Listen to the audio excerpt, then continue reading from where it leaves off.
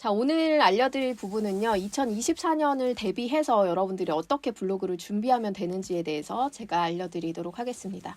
우선은 알고리즘이 바뀌어도 변하지 않는 블로그의 그 원천적인 그런 이야기들이 있거든요. 그 부분도 오늘 들을 수 있고요. 그리고 변화가 있을 때는 어떻게 변화에 따라가면 좋은지에 대한 트렌드에 대한 얘기도 오늘 드리도록 하겠습니다. 저는 이제 사람북닷컴 대표이고요. 그리고 퍼스널 브랜딩 전문가로 10여 년간 이렇게 활동을 이어왔습니다. 그리고 다양한 분야에서 여러분들과 블로그 마케팅이나 퍼스널 브랜딩 쪽으로 이제 만남을 갖고 있고요. 이렇게 또 여러분들 만나 뵙게 돼서 너무 반갑습니다. 오늘 3가지의 챕터로 준비가 되었어요. 첫 번째 챕터는 2024년 변화된 블로그 대비. 아무래도 핵심적인 내용을 앞에 이제 보여드려야 여러분들이 더 집중을 하실 것 같아가지고 2024년 변화된 블로그를 어떻게 대비하면 좋을지, 지금의 변화된 것과 그걸 어떻게 준비하면 될지에 대해 구체적으로 좀 설명을 드릴 거고요. 두 번째는 아까 말씀드렸듯이 알고리즘이 계속 변하지만 변하지 않는 블로그의 원칙들은 존재합니다. 그래서 그 원칙에 대해서 또 설명드리도록 하겠습니다. 그리고 마지막으로 3번째는 결국에는 네이버가 좋아하는 블로그로 여러분들이 활동을 하셔야 네이버에게 간택되는 그런 블로그가 될 수 있기 때문에 네이버는 어떤 블로그를 좋아하는가에 대해서 좀 정리를 해드리도록 하겠습니다. 먼저 첫 번째, 2024년 변화된 블로그 대비 이제 이야기를 할 텐데요. 사실 여러분들 그 블로그 변화된 것들 다 인지하셨나요? 정말 큰 변화들이 많이 생겼는데 이제 약간 이럴 때 이제 블로거들은 뭐 지각 변동이 일어났다라는 얘기들을 해요. 왜냐면 네이버에서 이제 어떤 키워드를 검색했을 때 그 표현되는 검색 결과나 보여지는 화면 자체의 구성이 전체적으로 틀이 바뀌었거든요. 그래서 여러분들이 그런 거에 좀 되게 민감해지셔야 돼요. 왜냐면 블로그는 계속적으로 변화되는 네이버 검색 엔진의 흐름에 따라가야 하고 거기에 도태되는 순간 블로그를 열심히 하지만 성과가 나지 않는 블로그가 될 수 있거든요. 그래서 그 부분에 대해서 되게 중요하게 여러분들이 인지하고 가시는 게 좋습니다. 그래서 오늘 거기서 큰 틀의 흐름에서 아주 크게 변화된 모습들을 좀 설명을 드리려고 해요. 자, 먼저 첫 번째로는 그 카테고리를 지정하고 주제 비중을 유지하자라고 얘기를 드리고 싶은데요. 우리가 이제 블로그에 저는 잡블로그예요. 이것저것 다 써요. 저는 뭐 주제가 아직 딱히 정해진 게 없어요. 라고 하셨던 분들이 사실은 되게 많거든요. 일상 블로그로 그냥 활용을 하시는 거죠. 근데 그런 분들이 있으셨다면 이제는 조금 대표 주제에 대한 확실한 카테고리를 설정하고 절대적인 주제 비중을 유지하셔야 됩니다. 저는 뭐 되게 많이 얘기 드리는 거는 아무리 적어도 60% 이상은 유지하자라고 얘기를 드려요. 사실은 주제 비중이 더 높으면 높을수록 더 좋긴 합니다. 그런데 나는 내 블로그를 그냥 개인적인 용도로도 사실 활용하고 싶은데 너무 이렇게 그 뭔가 상업적인 목적이나 나의 일과 관련해서만 하기는 너무 내가 블로그 하나를 그냥 그런 용도로만 쓰기엔 너무 아깝다. 내 개인적인 얘기들도 많이 담고 싶다. 이런 분들이 계시거든요. 그렇게 하셔도 됩니다. 하셔도 되는데 문제는 뭐냐면 대표적인 어떤 주제 카테고리가 결정됐다면 그쪽의 주제의 비중을 확실하게 유지하면서 그런 소소한 비중의 다른 카테고리를 유지하시는 게 중요하다는 거예요. 근데 그게 왜 그렇게 됐냐면 이 알고리즘의 변화에서 이제 검색 결과의 변화에서 있는 큰 패턴의 흐름 중 하나가 뭐냐면 바로 여기입니다. 여기 제가 노란색으로 우측 보시면 비즈니스 경제 인기글 해가지고 제가 우측에 형광펜 표시하신 거 보이시죠? 그런 것처럼 대표적인 어떤 주제 카테고리의 인기글들을 모아서 보여주는 저런 섹션이 이제 다시 바뀌어서 생기게 됐어요. 무슨 말이냐면 우리가 주제 카테고리에서 집중적인 활동을 해서 거기에서의 활동성 있는 어떤 인플루언서가 되거나 블로거가 되면 훨씬 더 저런 인기글 파트에 노출될 수 있는 확률이 아주 높아진다는 거죠. 그리고 또한 C랭크라고 하는 우리가 이제 너무나 많이 들었죠. 알고리즘에 대한 얘기. 근데 C랭크에서는 한 가지 주제에 집중해서 글을 작성하는 것을 되게 신뢰도 높은 블로그라고 인지하게 돼요. 근데 그 알고리즘을 인지시키려면 결국에는 하나의 카테고리를 계속 설정해서 꾸준하게 그 주제에 대해서 글을 써나가는 게 중요하다는 거죠. 그래서 결국에는 우리가 뭔가 카테고리의 강자가 되라. 제가 이런 얘기를 제 책에서도 그렇고 정말 많은 곳에서 이야기를 했었는데 그 의미가 여기에 또 똑같이 적용이 되게 됩니다. 그다음에 넘어가 보면 이제 C랭크가 신뢰하는 출처 만들기. 아까 말씀드린 것처럼 실질적으로 그러면 주제별 보기가 왜 중요한가? 그러니까 주제를 정하는 게 왜 중요한가라는 얘기를 좀 다시 드리면 한 번 더 이제 중요하다고 언급할 수 있는 부분은 아까 말씀드린 C랭크라고 하는 현재 적용되고 있는 알고리즘의 출처의 신뢰도와 인기도를 결정하는 것에 아주 중요한 해당 블로그가 주제별 관심사의 집중도가 얼마나 되는가라는 부분들을 이제 되게 많이 체크하고 있다라고 보시면 돼요.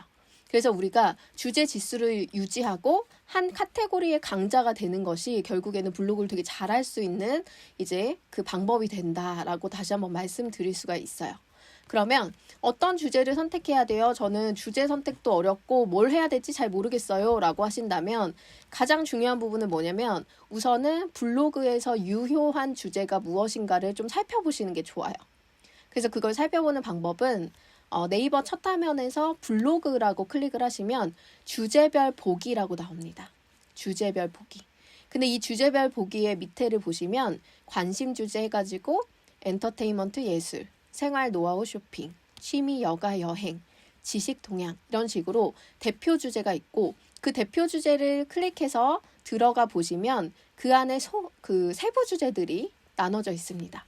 문학, 책, 방송, 일상생각, 육아, 결혼, 좋은 글, 이미지, 사진 이런 것처럼 소규모의 이런 약간 대표 주제를 세분화시켜 놓은 주제들을 다시 만날 수가 있어요.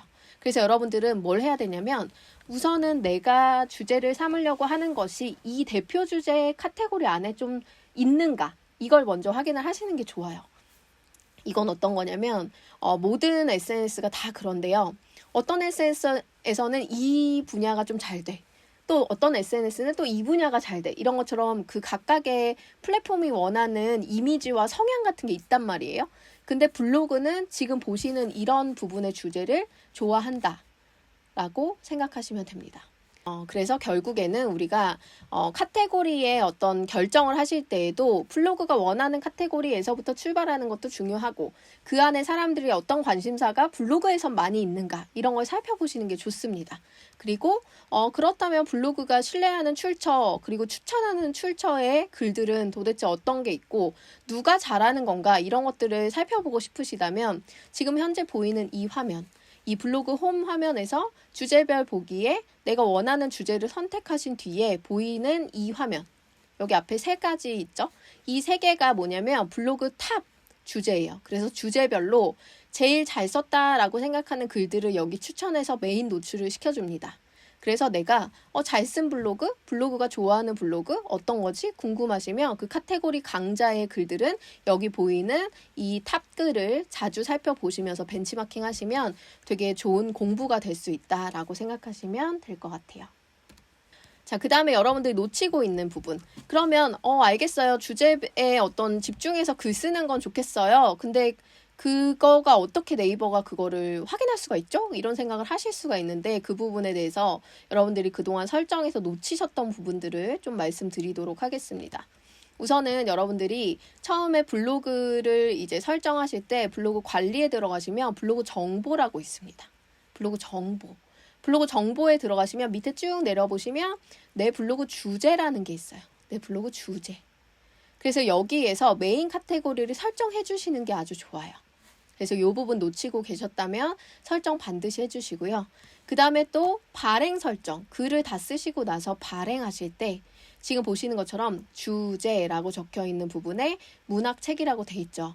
이 주제라고 적혀 있는 이 카테고리의 이 부분을 눌러보시면 지금 주제 설정해가지고 이 네모난 박스, 조그만 네모난 박스처럼 대표 주제에 어떤 주제가 맞냐라는 걸 선택할 수 있게 됩니다. 물론 주제를 선택하지 않아도 주제별 글보기 전체에서 볼 수 있지만 그러면 내 카테고리 관심도 있는 사람에게 내가 노출될 수 있는 기회를 잃는 거라고 생각하시면 되고 또 아까 전에 제가 보여드렸죠. 앞쪽에 페이지에서 보셨지만 여기 보셨듯이 비즈니스, 경제, 인기글 이런 식으로 카테고리의 인기글로서 스마트 블럭에 노출될 수 있는 그 기회 또한 잃어버리는 거다라고 생각하시면 됩니다. 그래서 2024년에 블로그를 하실 때에는 반드시 주제 설정 그리고 대표 주제를 선택해서 그 주제에 꾸준하게 글을 쓰는 거 이게 무엇보다 중요해졌다라고 생각하시면 될 것 같아요.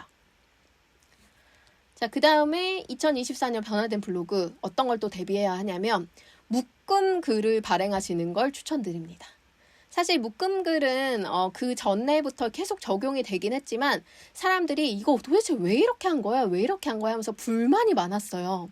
예를 들면 내가 한 번 쓴 글이 이렇게 묶음글 되지 않고 그냥 하나씩 노출되면 여기서도 노출되고 저기서도 노출되고 막 이렇게 됐었으니까 되게 좋다라고 생각했는데 어느 순간 묶음글이 확 바뀌고 나서는 같은 키워드를 포함한 글은 묶어버리는 거예요. 한 블로그에서. 그래서 내가 여러 개 글을 썼어도 다중 노출되는 게 아니라 하나의 글에 묶어서 한 번만 노출되게 된 거죠.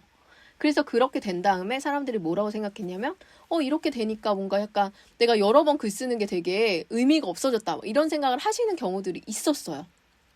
근데 그게 아니라 실제로 이제 사용자의 입장에서 우리가 본다면 어떻게 되냐면 같은 주제에 대해서 누군가가 어떤 시리즈 글을 썼거나 뭔가 묶은 글을 써서 동일한 주제를 가지고 여러 번 글을 썼다는 거는 그만큼 그 키워드에 대한 경험이라든지 그 키워드에 대한 어떤 그 알고 있는 정보라든지 이런 게 많은 신뢰할 수 있는 크리에이터다라고 생각할 수 있는 거예요.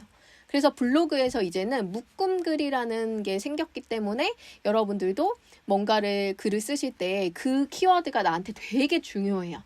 그러면 그 중요한 키워드에 대한 주제의 글을 여러 번 작성을 해서 저렇게 신뢰할 수 있는 묶음글로 발행을 할 수 있도록 해서 사람들이 다른 사람들 글은 하나의 예시밖에 없는데 나는 여러 가지 예시가 있어서 저 사람이 더 이제 저 분야의 전문가구나 라고 인지할 수 있게 만드는 게 또 퍼스널 브랜딩이나 이런 블로그 마케팅이 되게 중요해졌습니다. 그래서 저 같은 경우는 북콘서트 MC라고 검색을 하면 메인 리뷰가 있고 그 밑에 이제 제가 했던 다른 북콘서트 MC에 대한 글들이 함께 있습니다. 그래서 이걸 보고 이제 그 사람들이 섭외를 하고 거기에 신뢰를 하고 한 번 그 글 쓴 게 아니라 여러 번 저 주제에 썼으니까 북콘서트 MC로 되게 경험이 많은 사람이네? 라고 생각할 수 있게 만드는 거죠. 그래서 이런 부분들이 이제 신뢰도를 높일 수 있는 그 출처의 신뢰도를 높이는 방법이니 여러분들도 활용을 하시면 좋을 것 같습니다. 근데 여기에서 중요한 게 있어요. 바로 뭐냐면 그 유의사항인데요. 제가 블로그를 강의하면서 가장 많이 얘기했던 게 뭐냐면 똑같은 키워드 계속 반복하지 마세요. 이런 얘기 되게 많이 합니다. 예를 들어 내가 청주에서 뭐 사과를 팔아요. 그렇다고 모든 블로그 글에 청주사과라고 쓰면 그 키워드는 상업적인 용도로서 하려고 하는 의도로 보여져서 결국에는 그 키워드가 누락되거나 뭔가 이제 저품질 먹는 이유가 될 수 있는 원인 제공을 한다고 했어요. 그렇기 때문에 여러분들이 저렇게 묶음글을 발행하려는 의도를 가지고 계시더라도 똑같은 키워드로 계속 똑같은 걸 블로그에 포스팅하는 것이 아니라 나를 대표할 수 있는 다양한 키워드를 우선은 뽑으시고 그 다음에 그것들을 랜덤하게 활용하시면서 다양하게 활용하시는 것을 추천을 드립니다. 예를 들면 제가 북콘서트라는 것을 목표로 만약에 대표 키워드를 정한다면 이렇게 정할 것 같아요. 북토크쇼 MC, 북콘서트 MC, 북토크쇼 호스트, 북토크쇼 사회자 또는 북콘서트 사회자 뭐 이런 거 할 수 있겠죠? 그러면 그 단어들을 지금 아래 보시는 것처럼 저는 실제로 작업을 다 해놨거든요. 보면은 북콘서트 MC라고 검색했을 때도 묶음글 3개가 발행됐고 북토크쇼 MC로도 했고 그리고 여기 보면 북토크쇼 호스트로도 또 이제 3개의 묶음글이 발행이 됐습니다. 제 글들은 전부 다 인기글에 대부분 다 올라가 있어서 메인 노출로서 저를 발견할 수 있게 만드는데 이렇게 제가 목적으로 가지고 있는 목표하고 있는 어떤 대표 키워드가 있으면 그 키워드에 대한 장악력을 계속적으로 만들어 가면서 상위 노출을 시켜 나가다 보면 당연히 그 분야의 그 사람을 찾으려고 할 때 내 블로그를 올 수밖에 없게 되는 거예요. 그래서 여러분들이 중요한 건 뭐냐? 우선은 나를 대표하는 키워드가 무엇인가 발견하는 거 그리고 그걸 발견할 때는 그냥 내 생각에 이렇게 검색할 것 같아 라는 걸로는 불충분합니다. 뭐냐면 고객의 사용 언어. 고객들은 이런 걸 필요로 할 때 뭐라고 검색할까? 그걸 저는 고객의 사용 언어라고 이제 이름 붙였거든요. 그 부분을 한번 찾아서 여러분들이 해보시면 어떨까 생각이 듭니다. 이번엔 스마트 블럭 키워드를 주목하라 입니다. 스마트 블럭이라는 거 혹시 얘기 많이 들었나요? 스마트 블럭. 스마트 블럭이 여러분들 그냥 다른 거 생각하시지 말고 이렇게 생각하시면 돼요. 내가 뭐를 검색했어요. 검색했더니 이렇게 블럭처럼 동글동글동글하게 뭔가 이렇게 계속 그룹화 돼가지고 뭔가를 묶어놓은 글들이 이제 검색 엔진에 보이기 시작했어요. 근데 이게 모든 키워드에 반영된 것은 아니고 일부의 키워드에서 점점 확장해 나가고 있습니다. 그래서 이게 완전히 전체가 다 변화되진 않았지만 점점 변화가 되고 있다. 그럼 어떤 거에서 가장 빠른 변화가 오냐면 인기 키워드에서부터 변화가 가장 빠릅니다. 그래서 우리가 스마트 블럭을 가장 먼저 만나볼 수 있는 부분들이 어디냐면 뭐 맛집이라든지 여행이라든지 이런 카테고리가 가장 빠르게 변화하고 있어요. 그래서 여러분들 사실 가장 쉽게 접근할 수 있는 게 맛집이나 여행 같은 거잖아요. 근데 가장 어려운 블로그의 분야가 그쪽이라고 생각하시면 돼요. 왜냐면 가장 경쟁도 치열하고 가장 변화가 가장 빠르게 온다라고 생각을 하시면 되거든요. 그래서 오히려 소수가 가지고 있는 주제나 그런 그 좀 많은 사람들이 활용하고 있지 않지만 꼭 검색해서 찾는 정보가 있는 주제 이런 것들을 오히려 대표 주제로 선택하실 때 블로그가 훨씬 더 길게 오래 갈 수 있는 방법이 될 수도 있다라고 생각을 하시면 됩니다. 자, 그래서 예를 들어서 스마트 블럭을 봤더니 자, 스마트 블럭에 제가 대부도 펜션타운이라고 한번 검색을 해봤어요. 그랬더니 스마트 블럭의 아래와 같이 이렇게 블럭화되어 있는 키워드가 뭐가 있었냐면 대부도 펜션타운 추천, 대부도 유리섬 펜션타운, 대부도 펜션타운 마트 이런 글이 있었던 거예요. 근데 제가 보니까 내가 갔던 데는 유리섬 펜션타운은 없는데 펜션타운 추천으로 하기에는 좀 경쟁이 치열할 것 같아서 내 메인 카테고리에선 조금 부족할 것 같아 라고 생각을 했기 때문에 저는 키워드를 정할 때 뭐로 잡았냐면 대부도 펜션타운 마트를 잡았습니다. 마트. 그래서 제가 실제로 가봤더니 거기에 마트 장 보는 데가 펜션타운에서 되게 떨어져 있는 거예요. 아주 작은 슈퍼는 있었지만 거기는 비싸고 물건도 별로 없고 실제로 어느 정도 규모 있는 마트에서 장을 봐서 들어가는 게 좋은데 그 장을 보려면 펜션타운 갔다가 장 보러 가야지 하면 다시 한 30분 정도 나와야 되더라고요. 그러니까 너무 불편함을 갖고 있는 그런 부분이었어요. 그래서 가기 전에 장 보고 가는 게 맞겠다 해서 마트 보는 것을 이제 뭔가 이제 아이디어를 주면 좋겠다라는 생각이 들어가지고 그 부분에 대해서 이렇게 제가 리뷰를 한 적이 있었습니다. 근데 그런 부분들의 주제를 선정할 때 제가 뭐를 선택을 했었냐면 여기 있는 이런 스마트 블럭에 있는 주제를 선택했던 거죠. 그래서 실제로 이제 마트 글을 검색하면 제 글이 이제 상위에 있는 걸 또 볼 수가 있었는데 제가 여행 카테고리가 메인 카테고리가 아니고 저는 대부분 책이나 이런 쪽으로 활동을 많이 하는 도서 카테고리고 그쪽의 인플루언서지만 소수가 활용하는 주제지만 이제 스마트 블럭에 있는 주제를 활용했을 때 이제 블로그 지수가 낮아도 상위 노출할 수 있는 기회가 아주 많아진다라고 생각을 하시면 돼요. 왜냐하면 저 부분은 사람들이 필요로 하고 중요하다고 생각하기 때문에 블로그에서 스마트 블럭화 시킨 거거든요. 그래서 그런 부분들을 여러분들이 노려서 뭔가 내가 2024년에 내 블로그 지수 아직 낮고 이제 점점 커야 되는 아주 베이비 같은 어떤 병아리 블로그지만 나는 스마트 블럭에 있는 키워드를 적극적으로 활용해서 좀 더 빠르게 성장할 거야 라고 목표를 세우셔도 아주 좋은 목표의 어떤 계획이 되지 않을까라는 생각이 듭니다. 자, 그래서 그거 하실 때 이제 우선은 제가 살펴보라고 말씀드리고 싶은 게 이런 게 있는데요. 우선은 뭐냐면 아까도 말씀드렸듯이 스마트 블럭이 지금 적용되어 있지만 모든 키워드에 스마트 블럭이 적용되지는 않았습니다. 그 말은 뭐냐면 지금도 역시나 블로그가 유효한 스마트 블럭이 없는 블로그가 맨 최상단에 이제 통합 검색에서 노출되는 키워드는 존재한다는 거예요. 그래서 내가 블로그 마케팅에 가장 빠르게 효과를 내고 싶다면 블로그 탭이 우선적으로 있는 키워드를 우선 찾아서 세부적인 키워드로 정확도를 높이는 걸 우선 첫 번째로 추천을 드리고요. 두 번째는 뭐냐면 아까 말씀드렸듯이 스마트 블럭에서 사용되고 있는 키워드를 적극 활용하고 스마트 블럭에서 보여주고 있는 어떤 주제에 대해서 적극적으로 활용하는 걸 제가 추천드리고 싶어요. 예를 들면 보성 여행을 제가 한번 검색해 봤더니 보성 여행 코스라는 스마트 블럭이 생겼더라고요. 그러니까 사람들이 보성 여행을 갈 때 여행 코스에 대해서 많이 검색하나 봐요. 왜냐면 보성은 우리가 딱 생각했을 때 보성은 그냥 녹차밭 정도 있지 않을까? 근데 녹차밭 한 군데만 가기는 뭔가 아쉬워. 그 근처에 뭐 맛집도 있을 것 같고 뭔가 카페도 있을 것 같고 좋은 데 많을 것 같은데 어디서부터 정보를 찾아야 될지 모르겠어 라는 사람들이 대부분 여행 코스라는 단어를 포함해서 글을 검색하는 거죠. 그래서 다른 인플루언서나 뭐 블로거들이 다녀왔던 그 코스에 맞춰서 내가 마음에 드는 코스를 선택해서 똑같이 여행을 하시는 분들이 있다는 거죠. 그래서 그런 부분들이 실제로 검색 유입이 있는 것 같아요. 그러다 보니 스마트 블럭이 보성 여행 코스라고 하는 어떤 컨셉에 대해서 이렇게 블럭화 시켜줬습니다. 그럼 여러분들이 보성 여행에 대해서 글을 쓴다라고 하면 역시나 마찬가지로 세부적인 다른 키워드들이 들어가겠지만 그 안에 보성 여행 코스라고 하는 단어를 포함해서 작성해 주시면 아주 좋습니다. 그리고 오른쪽 보시면 그것뿐만 아니라 옆에 보면 이렇게 블럭 주제되어 있는 것들이 더 많이 존재해요. 그래서 여기에서 여러분들 보시면서 어떤 것들을 또 참고하시면 되냐면 지금 현재 시의성 있는 주제가 무엇인가를 참고하셔야 돼요. 시의성 있는 주제가 뭐냐면 지금 현재 사람들이 많이 검색하는 거, 말 그대로 트렌디한 거, 지금 당장 필요한 정보 이런 게 뭔지를 보시는 건데 여기에서 우리가 볼 수 있는 게 뭐가 있냐면 2월 보성 여행이라고 써 있어요. 그래서 뭐냐면 여행자들이 월별로 지금 달에 여기 가면 뭘 할 수 있지가 궁금하신 분들이 있는 거예요. 이런 게 바로 키워드의 어떤 컨셉을 찾아내는 방법이에요. 여러분들은 스마트 블럭에서 이런 컨셉들을 찾아내서 그걸 내 블로그에 지속적으로 적용하는 것들을 하셔야 됩니다.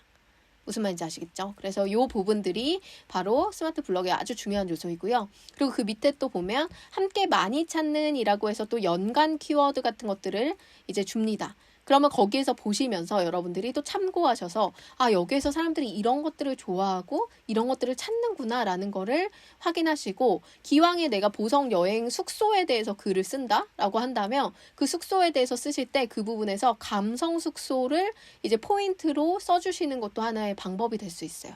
그래서 여기 보시는 것처럼 스마트 블럭에서 언급되는 키워드들을 본문이라든지 제목이라든지 어떤 글의 컨셉이나 맥락 안에 잘 포함하고 녹여가지고 더 로직이 나를 빨리 인지하고 발견할 수 있도록 지속적으로 활동을 하시는 게 아주 스마트 블록에서 필요한 그런 부분이다라고 생각하시면 될 것 같아요. 자, 그 다음에 우리 CUE 해서 Q라는 거 혹시 들어보셨나요? 이번에 이제 AI 검색해서 네이버에서 새롭게 시작한 인공지능 검색 엔진이에요. 이거 혹시 경험해 보신 분들 있으면 한번 답변 주시겠어요? 실제로 우리가 Q 검색해가지고 아직 이게 상용화 되지 않고 신청하신 분들에 의해서 또 이제 컨펌이 되면 그 이후에 활용할 수 있게끔 이렇게 순차적으로 오픈을 했더라고요. 그래서 저도 이제 신청을 해서 Q 서비스를 사용하게 됐는데 실질적으로 제가 Q 서비스를 분석을 조금 해봤어요. 분석을 해봤더니 Q 서비스에서 추천하는 블로그는 어떤 것인가 라는 것이 이제는 우리한테 중요한 부분이 되더라고요. 그래서 그 부분에 대해서 좀 얘기를 드리려고 합니다. 자, 실제로 Q 서비스에 만약에 검색을 하잖아요. 그럼 제가 재미있는 검색 결과를 보여드릴게요. 자, 우선은 제가 그냥 네이버 통합 검색 엔진에서 부천 스튜디오 서점 같이 운영하는 독립서점이라고 해서 검색했어요. 그때 검색 결과가 이렇게 나옵니다.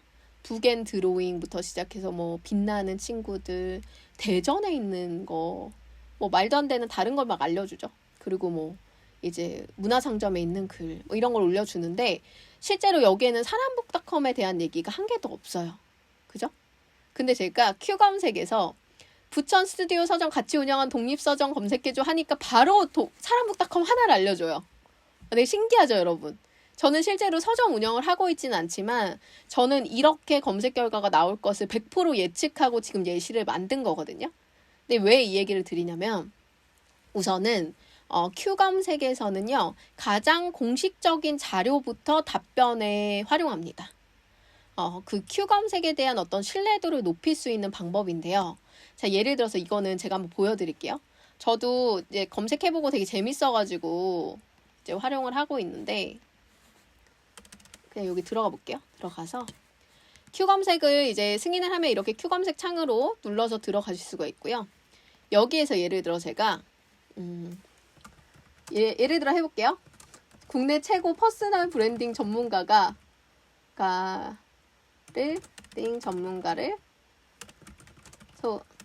알려줘. 이런 식으로 한번 해볼게요.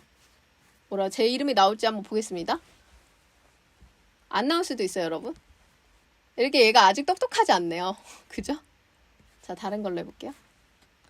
요거 한번 해보겠습니다. 부천 스튜디오 서점 같이 운영하는 독립서점에 대해서 검색해줘 하니까 얘가 지금 검색하고 있죠? 네, 여기 사람북닷컴 나오고 제가 이제 몇 개 이제 그 강의 준비하면서 검색했던 거 하나씩 보여드릴게요. 그러니까 전라도 키즈카페 이런 것도 한번 검색해봤거든요.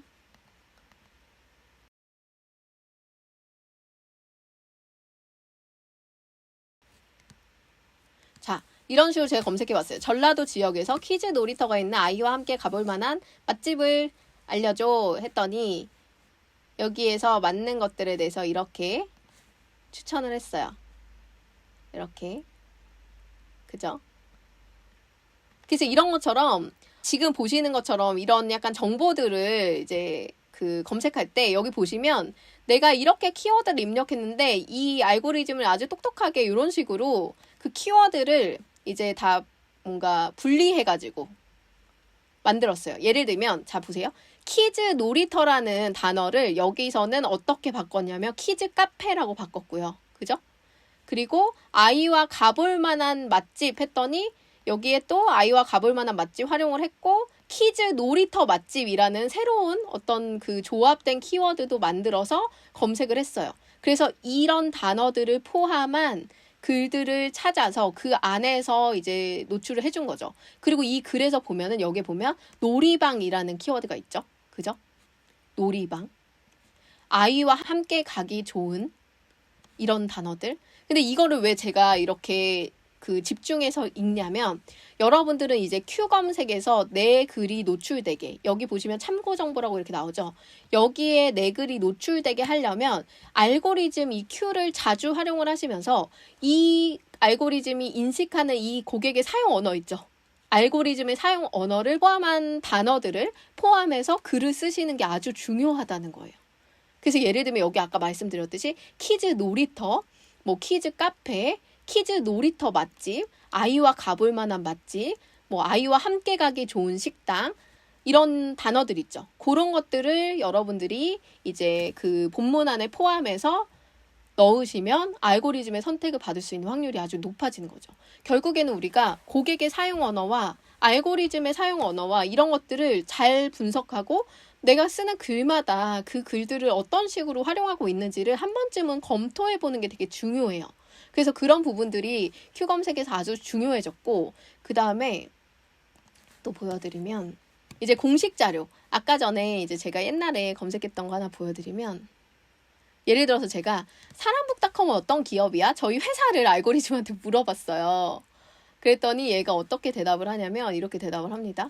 자, 어떤 기업이야? 라고 물었는데 어떤 기업이야? 라는 질문에 대해서 이 사람은 어떻게 검색하냐면 회사 소개, 서비스, 위치 이런 식으로 검색을 해요. 되게 똑똑하죠, 여러분? 그래서 어떤 기업을 물어볼 때는 저런 게 그 카테고리 언어로 알고리즘이 묶여 있구나라는 걸 확인할 수 있는 거예요. 저는 이 Q 검색을 보고 진짜 획기적이다라고 생각했던 건 앞으로 내가 키워드 분석하는 거 있어서 다른 거 쓸 필요가 없겠다. 내가 쓰려고 하는 거 여기다 검색해보면 거기에서 나오는 Q 검색의 어떤 연관 검색어나 알고리즘이나 여기서 사용하는 언어들을 활용하면 되게 큰 도움이 되겠다라고 생각을 했거든요. 그리고 지금 보시면 사람북닷컴 어떤 기업이라 물었더니 이렇게 상세하게 저에 대해 설명해 줬어요. 그래서 제 홈페이지를 찾아가가지고 그리고 제가 나왔던 뉴스를 찾아가가지고 거기에 있는 내용을 발췌해서 다 정리를 해서 보여주더라고요. 근데 아까 말씀드렸듯이 Q 검색은 신뢰도 높은 검색 결과를 보여주기 위해서 가장 먼저 활용하는 게 뭐냐면 공식 자료예요. 공식 자료. 그래서 아까 전에 부천 스튜디오 서점 같이 운영하는 독립서점 했을 때도 사람북닷컴이 나올 때 이 정보가 저는 나올 거라고 당연히 예측했거든요. 왜냐하면 네이버 플레이스라고 하는 공식 자료에 제가 그 키워드로 등록해 놓은 게 부천 스튜디오, 부천 독립서점 뭐 이런 거를 등록을 해놨어요. 그렇기 때문에 이게 당연히 1번으로 노출될 거야 라고 생각했고 그 외에 뭔가 우선순위를 본다면 당연히 내가 1등이지 않을까라고 생각을 한 거예요. 그래서 제가 예시를 가져온 거거든요. 그러면 우리가 뭘 해야 되냐면 앞으로는 Q 검색에 대비하기 위해서는 뭔가 블로그에 정보를 담을 때 아주 세부적인 정보를 담는 것이 되게 중요하다. 그래서 사람들이 많이 검색하고 그리고 사람들이 이런 정보에 대해서 필요할 것 같아 라고 생각하는 부분들을 블로그에 담아주는 게 되게 중요하다. 로직이 사용하기를 원하는 어떤 고객의 사용 언어들을 포함해서 세부적인 정보를 담아주는 것이 로직에 되게 이 Q 검색에 걸릴 수 있는 되게 좋은 방법이다 라고 생각할 수 있습니다. 그래서 여기 보이는 이런 부분들, 여기도 마찬가지로 부천 독립서점, 부천 스튜디오 서점 이런 식으로 알고리즘이 사용하는 언어들 있죠. 이런 부분들에 주목하셔가지고 앞으로 하시는 마케팅에서 그 Q 검색의 어떤 키워드들도 적극적으로 활용하시는 것을 추천을 드립니다.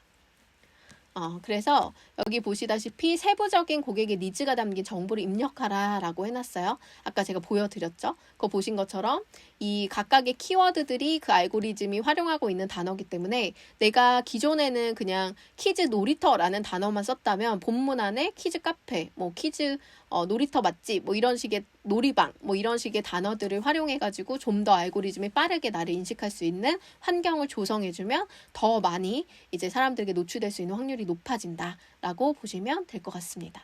자, 이게 2024년에 아주 크게 변화된 부분들이고 여러분들이 이 부분에 대해서 집중적으로 알고 가시면 될 것 같아요. 그 다음은 이제 변하지 않는 블로그 원칙에 대해서 얘기를 하겠습니다. 자, 변하지 않는 블로그 원칙. 이거는요, 제가 강의 때마다 항상 얘기하는 건데, 그래도 중요하다고 제가 놓치지 않고 얘기를 해야 되는 부분들은 뭐냐면, 결국에는 블로그는요, 방법이 있어요. 방법이 이미 정해져 있고, 그 방법을 따르기만 하면 사실은 상위 노출이 어렵지가 않거든요. 근데 제가 이 강의를 이렇게 오랫동안 많이 하는데도, 그래도 사람들이 따라하질 않아요, 제대로. 그래서 이제, 여러 번 얘기를 해도 여러분들이 이제 복습이 당연히 중요한 부분이라서 한 번 더 이 부분 이제 언급해 드리도록 하겠습니다. 자, 우선은 블로그에는 성공 공식이 있습니다. 어떤 성공 공식이 있냐면 지금 보시는 이런 것과 같은 성공 공식이 있어요. 예를 들어서, 나는 사실 글 쓰는 실력이 좀 부족하고 좀 이렇게 약간 사진을 잘 찍고 이러진 않아요. 근데 이 사람이 만약에 이웃을 열심히 늘리고 댓글 소통을 진짜 열심히 해요. 그러면 이 사람들은 그 소통의 진정성으로 이웃을 늘려가면서도 블로그를 성장시킬 수 있고 성공할 수 있습니다. 또 어떤 사람은 난 다른 건 몰라도 진짜 개미형이야. 일개미형이라서 나는 매일매일 루틴 있게 하루에 2포스팅 무조건 가능합니다. 이러면서 매일매일 정기성 있는 포스팅을 하고 포스팅의 횟수를 늘리면서 한 가지 주제에 대해서 집중적으로 활동성을 늘려가면서 포스팅을 하신다면 그것 또한 성공할 수 있는 방법이 됩니다. 세 번째는요. 나는 막 이렇게 돌아다니는 이슈 정보가 나는 재밌고 그런 연예인 이슈, 뭐 연예인 공항 패션 이런 것처럼 핫토픽에 대해 나는 되게 밝은 사람이에요. 그래서 난 그런 거를 이제 자주 올리는 걸 좋아하고 그런 블로그로 크고 싶어요 라고 하신다면 시의성 있는 키워드를 사용해서 핫토픽으로 이슈 메이킹을 할 수 있습니다. 그래서 한순간에 엄청 많은 유입이 되고 할 수 있다는 거죠. 근데 하지만 이건 리스크가 존재해요. 어떤 게 존재하냐면 만약에 평소에 저런 활동을 안 하다가 갑자기 내가 핫토픽 가지고 이제 노출을 시켰더니 갑자기 몇십만 명 막 들어왔어요. 그러면 알고리즘이 뭐라고 생각하냐면 이 사람 블로그에 비이상적인 유입이 들어왔다. 그리고 들어와서 그 정보 말고 나머지는 이슈가 없고 그냥 평범한 블로그예요. 그러면 원래 이런 것만 있는 블로그인 줄 알았는데 이 글 하나만 있었네. 여기 내가 별로 마음에 드는 블로그 아니야. 이러고 딱 들어오자마자 다 이탈해버리는 거예요. 빠르게. 그러면 로직은 이 사람의 블로그에 품질이 좋지 않으니까 이렇게 많은 사람이 들어오고도 이탈이 일어나고 그리고 이제 이웃 추가로나 이제 그 페이지 뷰에 늘어나는 거나 이런 거 전혀 영향이 없기 때문에 좋은 출처가 아니구나 라고 생각할 수 있어요. 그래서 이제 문제성 요소가 생길 수 있는 방법이지만 그럼에도 불구하고 이런 사람들이 성공하는 건 뭐냐면 매일 이런 포스팅을 하는 거예요. 매일 이슈 메이킹을 하는 거죠. 오늘은 이 연예인, 오늘은 저 연예인 하면서 계속 이슈 메이킹을 해서 그것 때문에 성공하는 분들도 있어요. 예를 들면은 연예인 팬덤 블로그 운영하시는 분들 중에 연예인 가는 모든 행사마다 쫓아가셔서 막 대포 카메라 찍어가지고 매일 올리고 막 공항 패션 올리고 막 이런 분도 있잖아요. 그런 블로그들은 사실은 되게 상업적인 그런 키워드를 가지고 핫토픽을 가지고 움직이지만 그런 것만 꾸준히 계속한다면 거기 안에서도 되게 큰 성장이 일어날 수 있다는 거죠. 그래서 이런 어떤 이슈 메이킹은 위험 요소가 있지만 매일 같은 그런 동일한 주제로 꾸준히 이런 이슈 메이킹 주제를 가져가는 시의성 키워드로 간다면 그것 또한 성공할 수 있다라고 보시면 됩니다. 그 다음에 이제 신규 정보, 희귀성 있는 정보를 모아놓는 어떤 사전 같은 역할을 해도 그런 블로그도 성공할 수 있어요. 예를 들면 제가 옛날에 봤던 블로그가 이제 공상과학 영화에 대한 정말 고전적인 영화 포스터부터 영화 소개 자료 같은 것만 계속 모아놓은 블로그가 있었어요. 그리고 거의 10몇 년째 하고 있는 거예요, 그 사람이. 근데 우리나라에만 개봉된 영화가 아니라 외국에서 개봉되고 여기선 볼 수도 없는, 들을 수도 없는 그런 영화 포스터부터 정보, 그리고 그 영화의 메이킹 영상이라든지 이런 걸 다 발췌해가지고 거기다 다 모아놨거든요. 그러니까 그런 장르의 영화의 정보를 찾아보러 들어왔다가 내가 좋아하는 정보라서 딱 그 블로그를 만났는데 죄다 그런 정보만 모아져 있는데 게다가 희귀한 것만 있어. 그러니까 그 블로그는 성공할 수밖에 없게 되더라고요. 그래서 예전에도 그 블로거는 이제 파워블로거로서 되게 큰 영향력을 갖고 있었는데 꾸준한 활동을 통해서 이제 하나의 어떤 사정 같은 그런 역할을 하면서 그 블로그를 지속적으로 찾는 이유를 만들어주게 됐어요. 그래서 이런 부분들도 큰 어떤 그 역할을 하고 또 뭐 예 하나 더 들자면 예를 들면은 야구 좋아하시는 분들 있잖아요. 야구 좋아하는 사람 중에 옛날에 한화 팀에 대한 야구 블로그가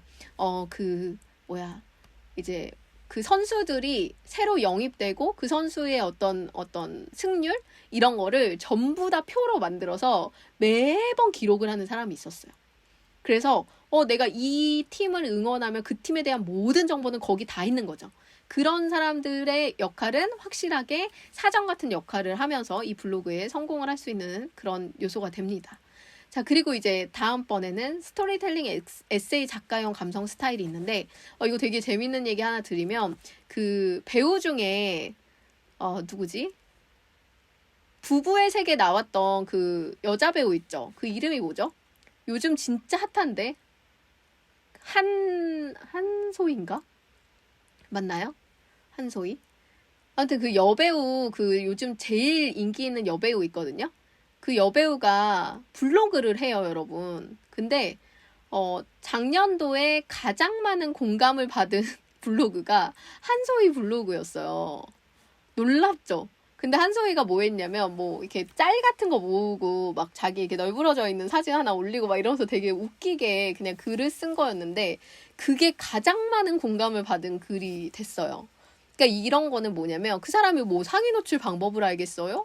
뭘 알겠어요? 물론 스타라서 하는 그 스타성이 있고 그렇지만 한소희를 예를 들어서 뭐 너무 극단적인 예를 들었지만 실질적으로 이 사람은 뭐 상위 노출에 대한 로직도 모르고 뭐 제목이나 본문에 키워드도 넣지 않고 아무것도 안 했는데도 성공하는 사람들이 있어요. 그런 사람들은 어떤 사람이냐면 정말 스토리텔링을 재미있게 하거나 공감형으로 글을 잘 쓰시거나 에세이 작가처럼 너무나 감성이 풍부한 사람들, 그런 사람들이 또 성공을 해요.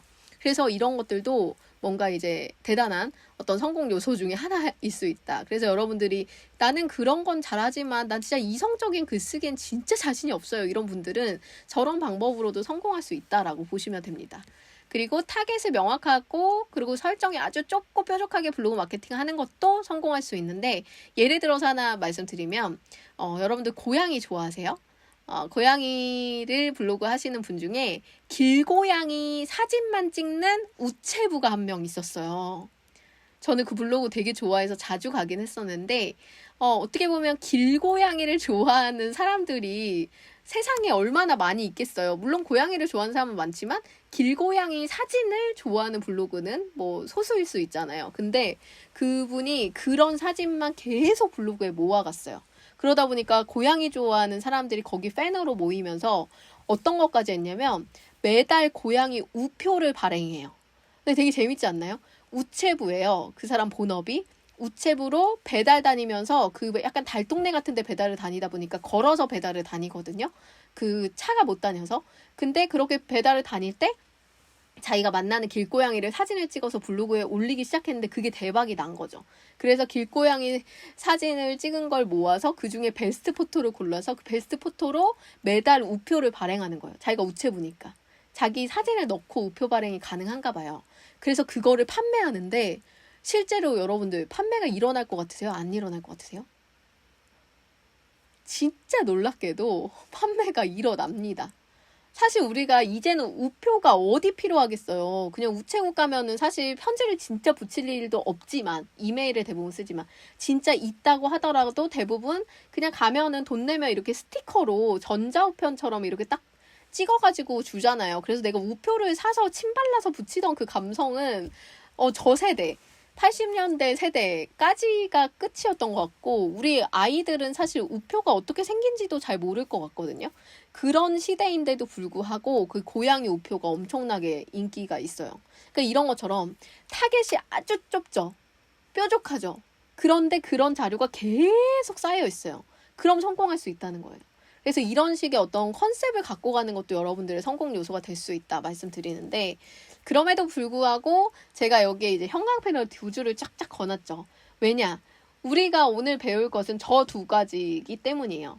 우선은 저는 퍼스널 브랜딩을 또는 뭔가 블로그 마케팅을 통해서 뭔가 성과를 내고 싶고 빠르게 성장하고 싶다라고 한다면 저 두 가지를 할 수 없으면 그 빠른 성장은 할 수 없다라고 생각해요. 물론 앞에 있는 방법 모두 다 가능한 방법이라고 얘기 드렸지만 가장 중요한 게 바로 여기 있는 것처럼 카테고리 강자로 키워드를 장악하고 상위 노출 정보성 컨텐츠로 공유를 일어날 수 있는 컨텐츠를 발행하는 거다라고 말씀드릴 수 있다는 거죠. 그래서 넘어가 보면 자, 우선은 블로그의 정의부터 보면은 이제 그 부분들에 이제 쭉 정리를 해드릴 겁니다. 자, 우선은 블로그는요, 웹에 쓰는 일지와 일기예요. 웹 플러스 로그라는 단어의 합성어입니다. 그래서 블로그는 원래 개인을 위한 공간 서비스로 나왔어요. 그래서 여러분들이 상업적인 용도로 활용을 하시더라도 반드시 생각해야 되는 건 내 개인화 되어서 글을 썼는가라는 게 중요합니다. 예를 들어서 내가 예를 들어서 신발 가게를 해요. 근데 예를 들어 신발이 이 구두는 뭐 앞에가 둥근 거고 뭐 뒤에가 10cm고 에나멜 소재로 돼 있습니다. 뭐 이런 식의 이성적인 글들만 담는다면 사실 우리가 쇼핑몰도 있는데 스마트 스토어도 있는데 내가 굳이 블로그에 와서 그 글을 볼 이유가 없죠. 근데 예를 들어서 그 블로그에 저는 이 신발 가게에 일하는 그 누군데요 하면서 오늘 어떤 손님이 왔는데요. 뭐 취업을 준비한다 그래서 취업하실 때는 뭐 이런 느낌의 구두를 신고 가시면 더 단정하고 그리고 키도 좀 더 커 보여서 좀 더 이렇게 매력적으로 보이실 것 같아서 이런 신발 사라고 추천드렸더니 너무 좋아하시더라고요. 뭐 하면서 이제 면접 잘 보시라고 이제 덕담도 해드렸다. 뭐 이런 얘기를 썼어요. 그러면 똑같이 구두를 소개하는 글이어도 거기 안에는 사람 냄새가 나죠. 내 감정과 내 느낌과 내 생각들이 들어가 있는 글인 거예요. 그러니까 훨씬 더 블로그화된 글로서 매력을 느낄 수 있게 됩니다. 그래서 이런 것들이 블로그에 절대적으로 변하지 않는 원칙이다라고 생각하시면 돼요. 그래서 여러분들은 항상 생각하실 게 내가 지금 쓰고 있는 글에 사람 냄새가 나는가? 나라는 사람이 잘 표현이 되었는가라는 걸 생각하시면서 블로그에는 반드시 내 이야기를 쓴다라고 생각하시면 좋을 것 같아요. 자, 그 다음에 언제나 제가 얘기하죠. 사람들의 필요와 원칙, 욕망을 담아라 글 속에. 그럼 도대체 어떤 게 사람들이 필요한 거고 어떤 게 원하는 거예요? 라는 걸 모르면 어디를 보면 가장 좋냐면요. 지식인을 가보세요. 지식인. 자, 지식인을 가보면요. 사람들이 원하는 주제가 다 있습니다. 저는 이제 도서 문화, 책 문화 카테고리이기 때문에 한번 들어가 봤어요. 거기 안에서 어떤 사람들이 어떤 글을, 어떤 목적을 가지고 글을 검색하는가 찾아봤더니 이렇게 돼 있네요. 몽글몽글한 첫사랑 같은 로맨스 책 추천해주세요. 책 표지도 보여주시면 감사하겠습니다. 아, 사람들이 저런 첫사랑 얘기 책들을 좋아하는구나. 저런 걸 찾는구나. 그리고 책을 추천해 줄 때는 꼭 책 표지를 같이 보여주는 걸 원하는구나. 이런 걸 우리는 발견할 수 있게 되는 거예요. 그 다음에 밑에 보니까 무기력할 때 읽기 좋은 책을 추천해 주세요. 이런 식으로 뭔가 책을 찾을 때 그 앞에 뭔가 형용사, 이거에 어떤 책 할 때 그 형용사가 붙어있는 키워드를 계속 우린 찾는 거예요. 근데 이게 또 어디에 적용이 되냐? 이게 또 어디에 적용되냐면 아까 보셨던 그 CUE, Q 검색 있죠? Q 검색에서도 마찬가지예요. 사람들이 검색할 때 이런 걸 검색한다는 거죠. 예를 들어서 나 우울할 때 읽기 좋은 책 추천해 주세요. 이런 식으로 검색한다는 거죠. 그러니까 우리가 그냥 글을 쓸 때 대표적으로 우리가 글 쓰면 뭐 예를 들면 자기계발서 추천 뭐 이런 식으로 약간 키워드 중심으로 글을 많이 써왔잖아요. 지금까지 노출을 위해서. 근데 이제는 그걸 넘어서 그 안에 형용사를 포함한 주제, 사람들의 어떤 필요나 욕망이 포함된 주제어를 넣은 제목을 만들어서 써보는 거죠. 그래서 그런 부분들이 이제는 업그레이드 되어야 하는 부분이라고 생각을 해요. 그런데 변하지 않는 부분은 뭐냐? 결국에는 사람들이 클릭하고 싶은 글을 써야 된다는 거예요. 근데 그 클릭하고 싶은 글의 주제는 사람들의 니즈와 원츠를 분석하다 보면 당연히 그 안에 숨어 있는 거죠. 그래서 또 사례를 보자면 예민한 성격 책 추천 해가지고 성격이 예민하고 쉽게 화가 나고 속상해하고 넘겨짚고 좀 그런 안 좋은 특성을 다 가지고 있습니다. 극복해보고 싶어요. 이럴 때 도움되는 책 좀 추천해 주세요 라고 했네요. 그래서 여기 보는 것처럼 예민한 성격에게 추천하면 좋을 책 이런 것도 있을 수 있고 그래서 이런 부분들도 하나의 뭔가 이제 주제어가 될 수 있다라고 생각하시면 됩니다. 그리고 이제 욕망 쪽을 넘어가 보면 원츠에서 보니까 책 출판 및 베스트셀러에서 어떻게 출판되나요? 출판사에서 베스트셀러 되는 게 어떤 과정을 통해서 되나요? 이런 것들이 궁금하신 거예요. 그런 부분들에 대해서도 우리가 알고 있다면 그 분야에 대해서 또 정리해서 써볼 수가 있겠죠. 그리고 여기 보니까 이런 것도 있어요. 베스트셀러면 얼마에 버는지 궁금하대요. 초등학교 이제 6학년 작가 지망생이 요즘 아시죠? 초등학생들이 얼마 버는 게 되게 중요해요. 그래서 진로교육 가도 그래서 선생님 얼마 벌어요? 이런 얘기를 정말 직접적으로 많이 듣거든요. 친구들이 내 꿈도 중요하지만 얼마에 버는 것도 되게 중요한 그런 초등학생들, 우리의 미래들이 그렇습니다. 근데 이제 그런 게 이 욕망에서도 키워드로서 보여지게 되는 거예요. 그래서 여러분들이 보셔야 되는 거는 이런 어떤 사람들의 내 카테고리 주제에 대해서 사람들이 가지고 있는 어떤 그 니즈와 원츠를 계속적으로 발견하고 학습하는 것들이 필요합니다.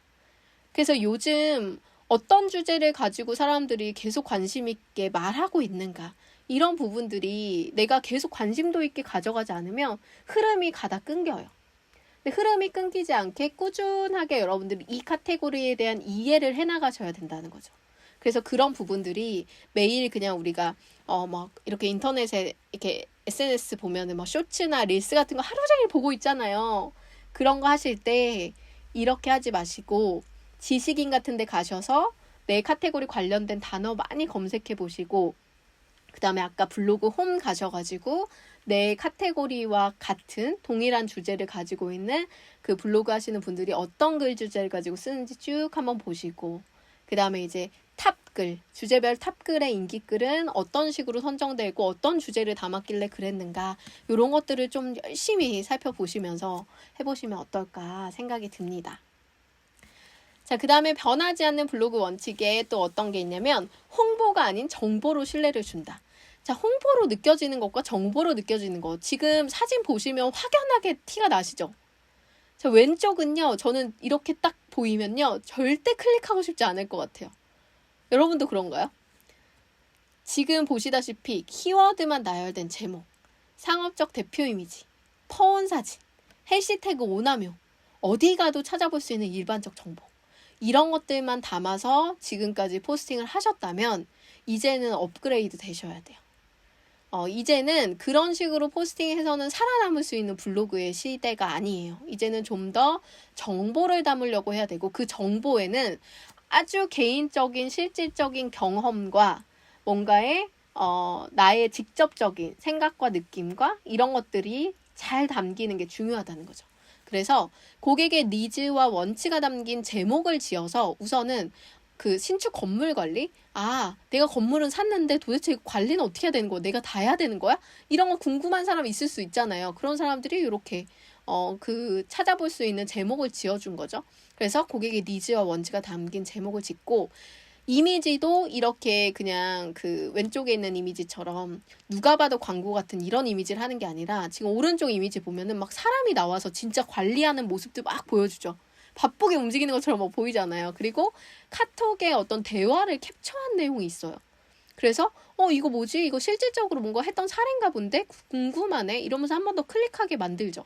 그래서 사람이 나오는 대표 이미지와 실질적인 경험이 있는 것 같이 보이는 글과 사진, 그리고 영상, 이런 게 보여졌을 때 훨씬 더 신뢰를 줄 수 있다는 겁니다. 그리고 아까 말했듯이 어디 가도 찾아볼 수 있는 일반적인 정보만 담아서 블로그를 한다면 계속 우리는 그냥 1차적인 블로그가 되는 거예요. 1차원적인. 근데 결국에는 우리가 고차원의 블로그로서 아주 최적 지수를 높여가려면 결국에는 일반적 정보만 담는 남들과 똑같은 블로그가 돼서는 답이 안 나온다는 거죠. 그러니까 일반적 정보가 아닌 폐쇄적이고 유일한 고급 정보를 담는 게 아주 중요합니다. 예전에 제가 코칭했던 사례 중에 이런 분이 있었어요.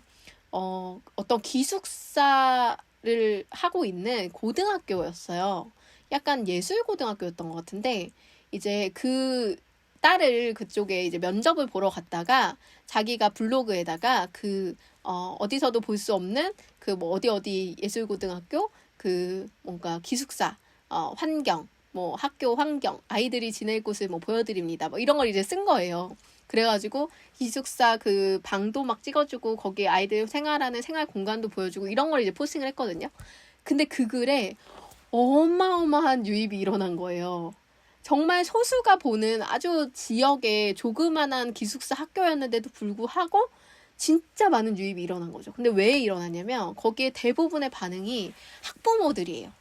나도 우리 딸 여기 보내려고 했는데 뭐 이런 반응인 거죠. 그래서 진짜 학교 보냈냐, 실제 보내보니 후기가 어떠냐, 뭐 가보니까 왜 뭐가 좋다고 생각했냐, 뭐가 문제인 것 같냐, 실제 다니고 있으면은 우리 딸 또 가는데 뭐 이러면서 이제 직접적인 질문들을 막 물어보는 거예요. 그러면서 이웃들이 이렇게 친하게 된 사람들이 실제로 같은 지역 사람들도 모이게 되고, 그리고 그런 정보를 공유하면서 그 사람에 대한 어떤 신뢰도 하게 되고, 또 관계가 빠르게 형성되기도 하고, 이렇게 되는 이점을 가질 수가 있었던 거죠. 근데 그게 왜 그렇게 가능하냐면 폐쇄적이고 유일한 정보가 담겨 있기 때문이에요. 다른 학교에서 기숙사 그거를 막 보여줄 수 있게 공개를 막 하진 않는다는 거죠. 근데 그런 부분들을 이렇게 해주니까 학부모 입장에선 되게 좋은 고급 정보가 됐던 거예요. 그래서 여러분들은 내가 가지고 있는 어떤 정보가 있다면 그 정보 중에 어떤 것이 진짜 정보의 가치가 있는가, 이런 걸 좀 생각해 보셨으면 좋겠어요. 자, 그 다음에 변하지 않는 블로그 원칙 중에 하나는 사실은 블로그 이름과 별명과 프로필 사진 설정, 제가 너무나 강조를 계속 해오던 부분인데 이 부분 이제 올해도 정말 중요해졌습니다. 그래서 우리가 언제나 그렇듯이 글을 검색하면 여기에 블로그 이름이 떠요. 그죠? 그래서 내가 어떤 거를 글을 선택하려고 하는데, 예를 들어 내가 DSLR 카메라를 사려고 해요. 근데 여기 보니까 빌라 전문 매매하시는 분이 DSLR 카메라 추천을 썼어요. 이거 그냥 일반 사람인 것 같은데 이거는 조금 신뢰할 수가 없겠네. 패스. 여기 보니까 사진 초보의 놀이터 뭐 이렇게 썼어요. 그러니까 사진 초보? 초보보다는 난 좀 더 전문가의 글을 보고 싶어. 밑으로 세 번째 내려가 보니 사진 작가의 뭐 인플루언서의 블로그, 이런 사람이 DSLR을 썼네요. 사진 작가가 한 거니까 좀 신뢰할 수 있겠네. 자세히 보고 선택해볼까? 뭐 이런 생각할 수도 있는 거예요. 이런 것처럼 블로그의 이름은 내 글을 선택하게 만드는 되게 중요한 요소가 아직도 되고 있고요. 그리고 여기 보면은 블로그 별명 같은 경우는 어떤 역할을 하냐면 지금 보시다시피 이웃 새 글과 오른쪽 보시면 내 소식에 내 활동에 보시면은 여기에 다른 사람들이 내 블로그에 와서 이웃을 추가하거나 공감을 누르거나 뭐 이런 거 활동할 때 있죠. 그러니까 이웃 추가할 때나 뭐 서로 이웃을 신청할 때나 이런 모든 것들을 하실 때 이제 다 뜨는 부분이 돼요. 근데 이 뜨는 부분들이 왜 중요하냐면 이제 여러 명의 사람들 중에 한 번 더 나를 상세하게 쳐다보거나 이럴 수 있는 게 도대체 무엇인가, 이런 부분들을 생각한다면 당연히 이제 우리가 바꿔줘야 되는 부분인 거죠. 그래서 여기 보면 키워드 검색 후 글 발견 시 블로그 이름 노출 및 선택에 영향을 주는 거 있고, 새 글 알림이나 공감 댓글 이웃 신청 활동 시에 블로그 별명이 노출되는 부분들이 있어서 이런 부분들을 좀 잘 고쳐줘라 라는 얘기를 드리고 있습니다. 그리고 제 강의를 들으신 분들은 대부분 여기 프로필 사진을 제가 움직이는 GIF로 만들어 놨어요. 그렇게 바꾸라고 권유를 드리거든요. 근데 왜 그러냐면 남들은 다 안 움직이는데 나만 움직이잖아요. 그러니까 그 나만 움직이는 부분에서 이 부분이 돌아가니까 계속 시선이 당연히 그쪽으로 쏠리게 되죠. 그런 것들이 계속적으로 반복되게 되면 다른 사람들보다 훨씬 더 주목도가 올라가기 때문에 더 나를 기억할 수 있는 확률이 높아집니다. 그리고 이제 그 블로그에 이렇게 그 디자인적인 설정이라든지 뭔가 이렇게 모바일, 이게 이제 PC 버전이긴 하지만 모바일도 아주 중요하죠. 이제는 모바일로 블로그 하는 사람이 훨씬 많기 때문에, 그래서 그 부분에서 자기를 기억할 수 있는 어떤 디자인 설정도 역시나 계속 중요해지고 있고, 그리고 그 부분에서 들어왔을 때 여기는 물론 클릭을 해서 들어와야지만 볼 수 있는 영역이기 때문에 놓칠 수 있지만 더 중요한 영역이 바로 여기, 이 부분이 프로필 사진이죠. 프로필 사진 영역이기 때문에 프로필 사진 영역은 내가 어디서든 계속 반복적으로 노출되는 부분이라고 생각하시면 돼요. 그래서 그런 부분들을 또 정하실 때 이제 사람들의 주목도를 올리는 방법으로서 또 그 변경을 해주시면 좋을 것 같습니다. GIF로 하시면 좋아요. 그리고 블로그 이름 그러면 어떤 이름을 지어야 좋아요? 라는 얘기를 좀 드리면, 저는 요즘 챗GPT가 그렇게 유용하더라고요.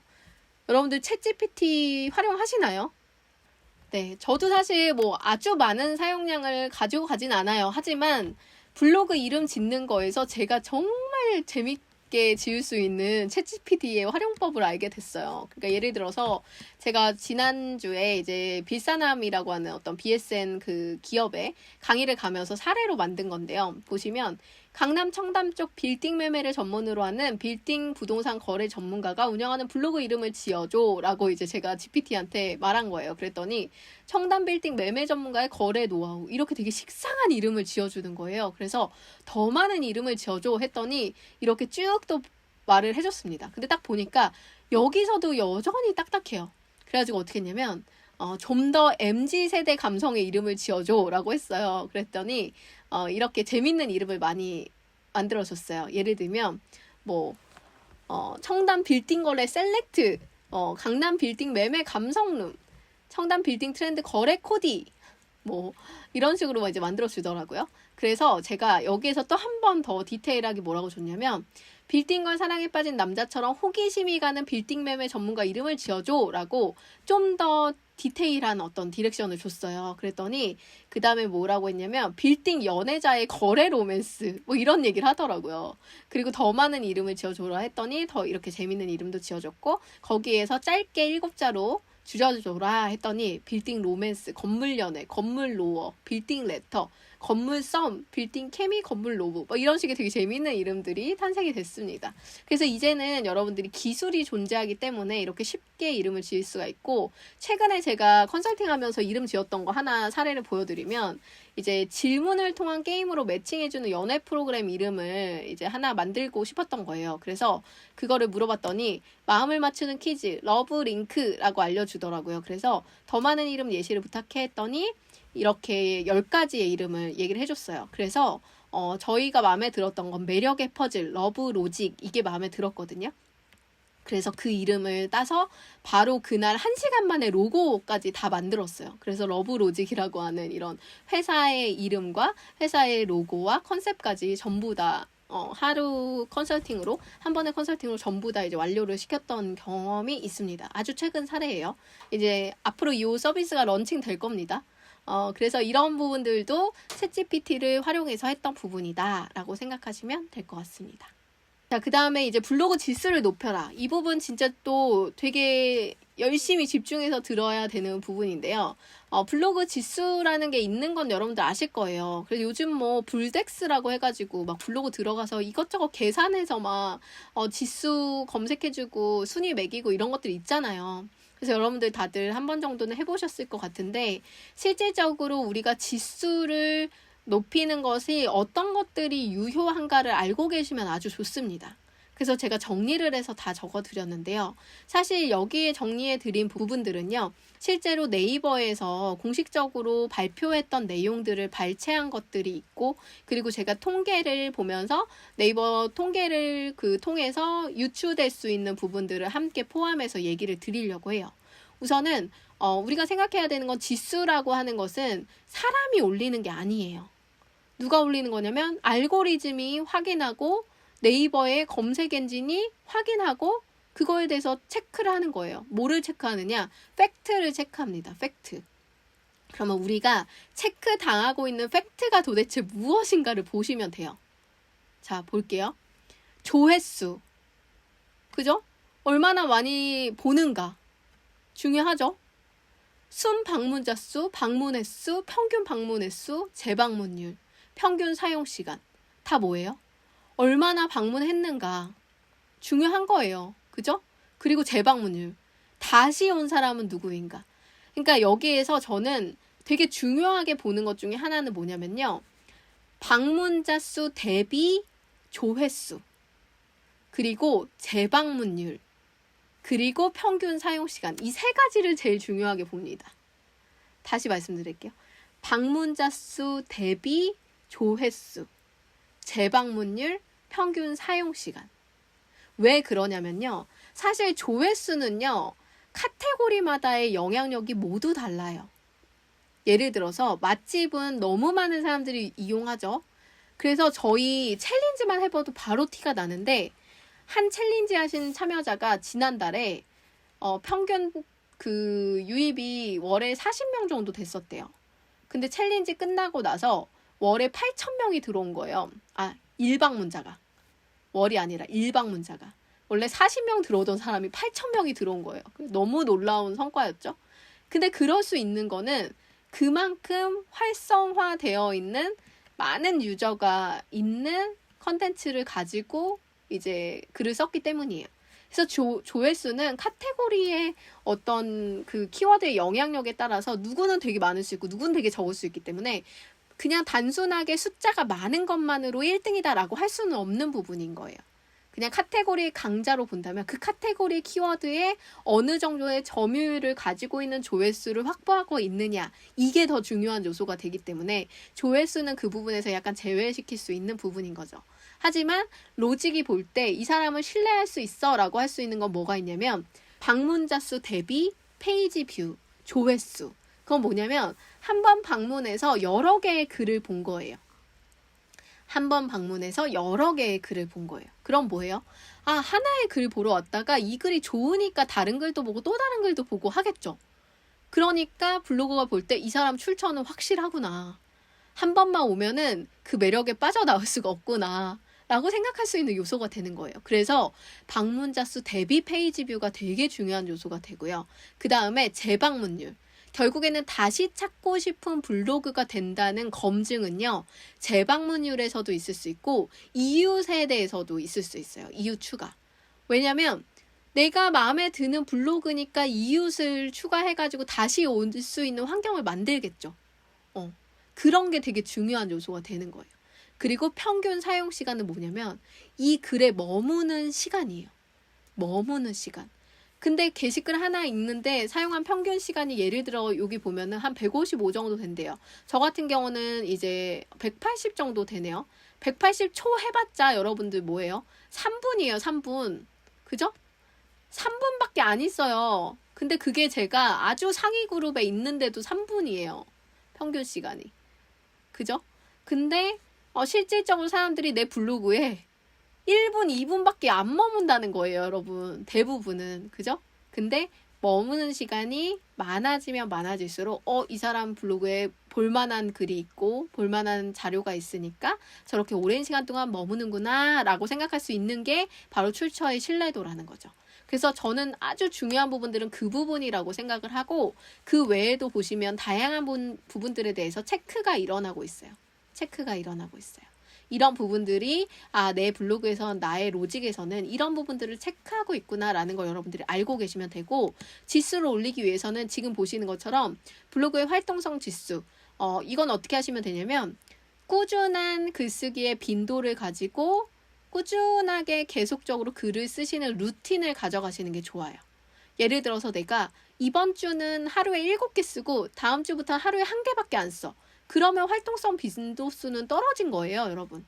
그렇기 때문에 그것보다는 한 달에 일주일에 한두 개를 쓰더라도 꾸준히 양질의 글을 쓴다라는 어떤 루틴을 가지고 글을 쓰시는 게 가장 좋은 방법이긴 합니다. 그리고 우리는 예약글이라는 기능이 있죠. 그렇기 때문에 예약글을 통해서 또 이제 발행에 뭐 횟수라든지 시기라든지 이런 것들을 자유롭게 조절하실 수 있다라고 보시면 됩니다. 그리고 블로그의 인기도 지수는 아까 말씀드렸죠. 방문자 수 대비 페이지 뷰. 와서 몇 개의 글을 읽었어?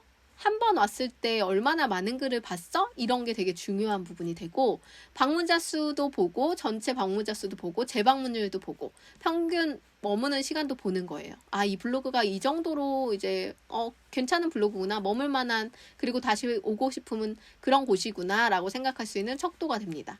그리고 주목도 지수는요, 노출 후 검색 클릭률인데, 이거는요 사실 여러분들 이거는 뭐 이렇게 얘기 드려도 될지는 모르겠지만, 사실은 조작이 가능한 요소가 바로 이 주목도예요. 예. 조작이 가능하다. 무슨 말이냐면 우리가 다 같이 힘을 합쳐서 한다면 주목도는 언제든지 올릴 수가 있어요. 어떤 거냐면, 예를 들어서 내가 어떤 글을 썼어요. 근데 그 글이 처음 딱 노출됐더니 1위에서 5위까지 쭉 나열된 거에 5번째 있었던 거예요. 그래서 나 이거 상위 1위로 가고 싶은데 이런 생각이 들어요. 그럼 예를 들어서 내 제목에 포함된 키워드로 검색하고 내 친구들한테 야, 5번째 있는 글 그 키워드로 검색해서 내 글 찾아서 그 글 좀 클릭해서 읽어줘. 이렇게 주문을 계속 넣잖아요. 그럼 실제로 주목도는 올라가서 위로 가시 상향 조절이 됩니다. 그래서 여러분들이 의외로 처음에 상위 아니었는데 상위가 됐네? 또는 반대로 나 상위였는데 이제 떨어졌네? 이런 글 있죠. 그런 글들은 주목도 때문이다라고 생각하시면 돼요. 그래서 최초 노출에서 변화가 생길 때는 주목도 때문이다. 그래서 그런 어떤 의도적인 방법을 이제 악용하는 사람들도 참 많습니다. 하지만 저희는 정상적인 방법으로 갈 때 주목도를 어떻게 높이면 되는지는 제가 바로 뒷페이지에 다시 정확한 설명을 드리도록 하겠습니다.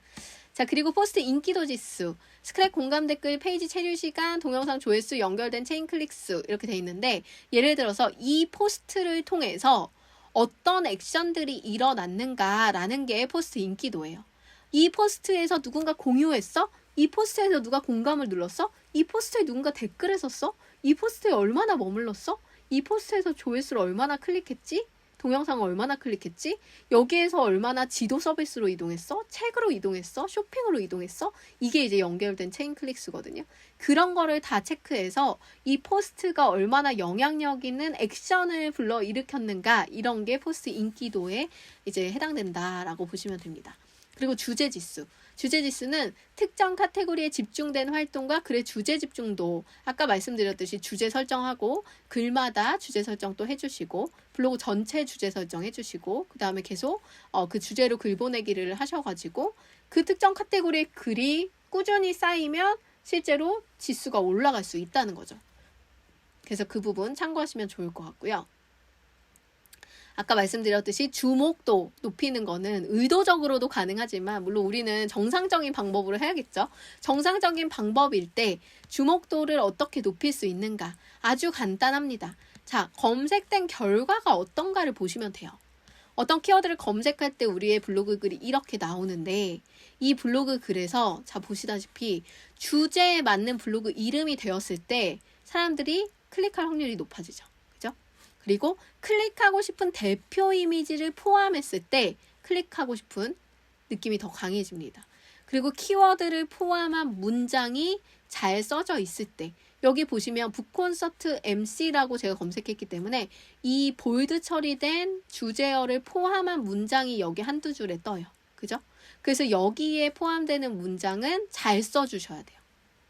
그래서 키워드를 포함한 문장은 고객의 니즈나 원츠가 담겨있는 글로써 적어주시는 게 좋다라고 생각하시면 됩니다. 그리고 신뢰도를 높이는 인플루언서 표기는 당연히 초록 딱지가 붙으면 사람들이 저 사람 인플루언서네? 좀 더 글을 잘 적을 것 같아. 뭔가 괜찮은 출처라고 생각해. 뭐 이런 식의 신뢰도를 생각할 수 있기 때문에 그 부분도 도움이 되고, 그 다음에 연관글, 아까 앞에 소개드렸듯이 연관글 목록이 이렇게 뜨면 당연히 이 사람이 신뢰할 수 있는 다양한 그 주제를 가지고 했던 사람이구나, 한번 믿고 클릭해 봐야겠네 라고 생각하고 클릭할 수도 있습니다. 근데 반대로 우측 사례를 보면 똑같이 북콘서트라고 이제 검색했더니 블로그가 국내 1위 다이어트 카페에서 이런 글을 썼어요. 제목을 보니까. 그냥 광고 같은 걸로만 보일 수도 있는 거죠. 그래서 그런 부분들이 나를 선택하지 못하게 만드는 부분일 수 있습니다. 그래서 블로그 이름을 짓는 게 이만큼 또 중요하다라는 걸 주목도에서도 한 번 더 확인을 할 수가 있습니다. 자, 그 다음에 이제 마지막 파트예요. 자, 네이버가 좋아하는 블로그에 대해서 이제 얘기를 하려고 합니다. 네이버가 좋아하는 블로그 도대체 어떤 건가 보자면, 우선은 이제 오늘 진짜 중요하게 얘기 드리고 싶은 게 키워드였어요. 키워드. 아까 앞쪽에 2024년에 변화되는 것도 아주 중요한 부분인데, 원칙적인 블로그에서 가장 중요한 건 사실은 키워드예요. 제가 블로그를 잘할 수 있는 방법을 점수를 10으로 이제 정한다면 10 중에 8할은 키워드다라고 항상 얘기를 합니다. 그만큼 키워드를 어떻게 선택하느냐가 아주 중요한 요소가 돼요. 그래서 그 부분에 대해서 이렇게 6가지 항목을 가지고 좀 정리를 해드리도록 하겠습니다. 자, 우선은 아까도 말씀드렸듯이 키워드에서는 고객의 니즈와 원치가 나와야 돼요. 그래서 여러분들이 내 관련 카테고리에 있는 네이버 지식인이라든지 카페라든지 이런 거 잘 참고해서 거기서 나오는 질문들에 대한 답을 블로그에 해주시면 아주 좋고요. 그리고 요즘 유행하고 있는 쇼츠라든지 릴스라든지 이런 식의 쇼폼 콘텐츠에서 쓰는 제목, 그리고 쇼폼 콘텐츠에서 다룬 주제, 이런 것들을 잘 참고를 하시면 아주 좋아요. 그래서 그런 걸 보시면서 내가 트렌드를 이제 확인하면서 콘텐츠를 만든다면 키워드를 선택하는 것에서도 더 많은 감각이 생길 거고, 또 고객의 니즈와 원치가 담긴 키워드를 또 선택할 수도 있기 때문에 두 가지 또 좋은 강점을 가져갈 수가 있습니다. 그리고 두 번째는 내 카테고리에 사용되는 고객의 사용 언어를 찾기라고 했는데, 이걸 찾으실 때 가장 이제 편안하게 찾으실 수 있는 방법은 내 키워드 검색하고 지금 보시는 것처럼 스크롤이 쭉 내려오면서 보이는 자동 완성어 확인하는 거 방법이 되고요. 그 다음에 이제 키워드 도구라고 하는 곳에 가시면 네이버 검색 광고의 키워드 도구라고 있거든요. 거기 가시면 연관 키워드를 검색할 수 있는 키워드 창이 있습니다.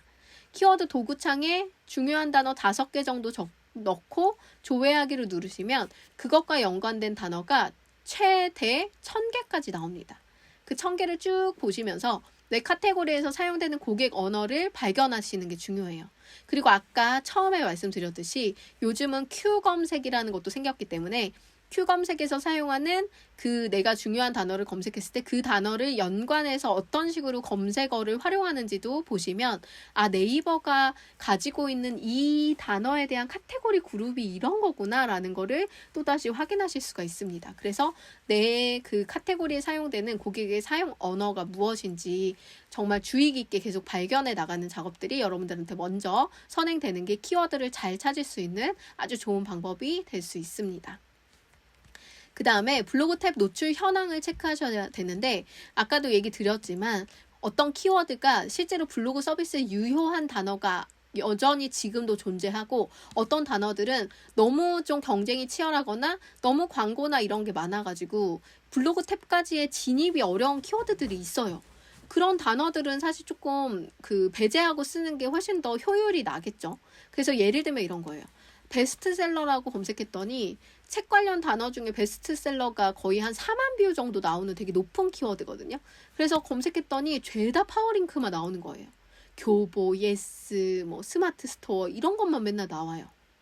그래서 이런 단어 쓰면 어차피 블로그로 바로 진입이 안 되고 다 저런 정보 광고만 나오니까 이 단어는 조금 선택하는 게 별론 것 같아 라고 생각하신다면, 그 다음 사례를 보면 부천 독립서점 투어 이런 걸 검색해봤더니 처음 통합 검색에 나오는 게 블로그예요.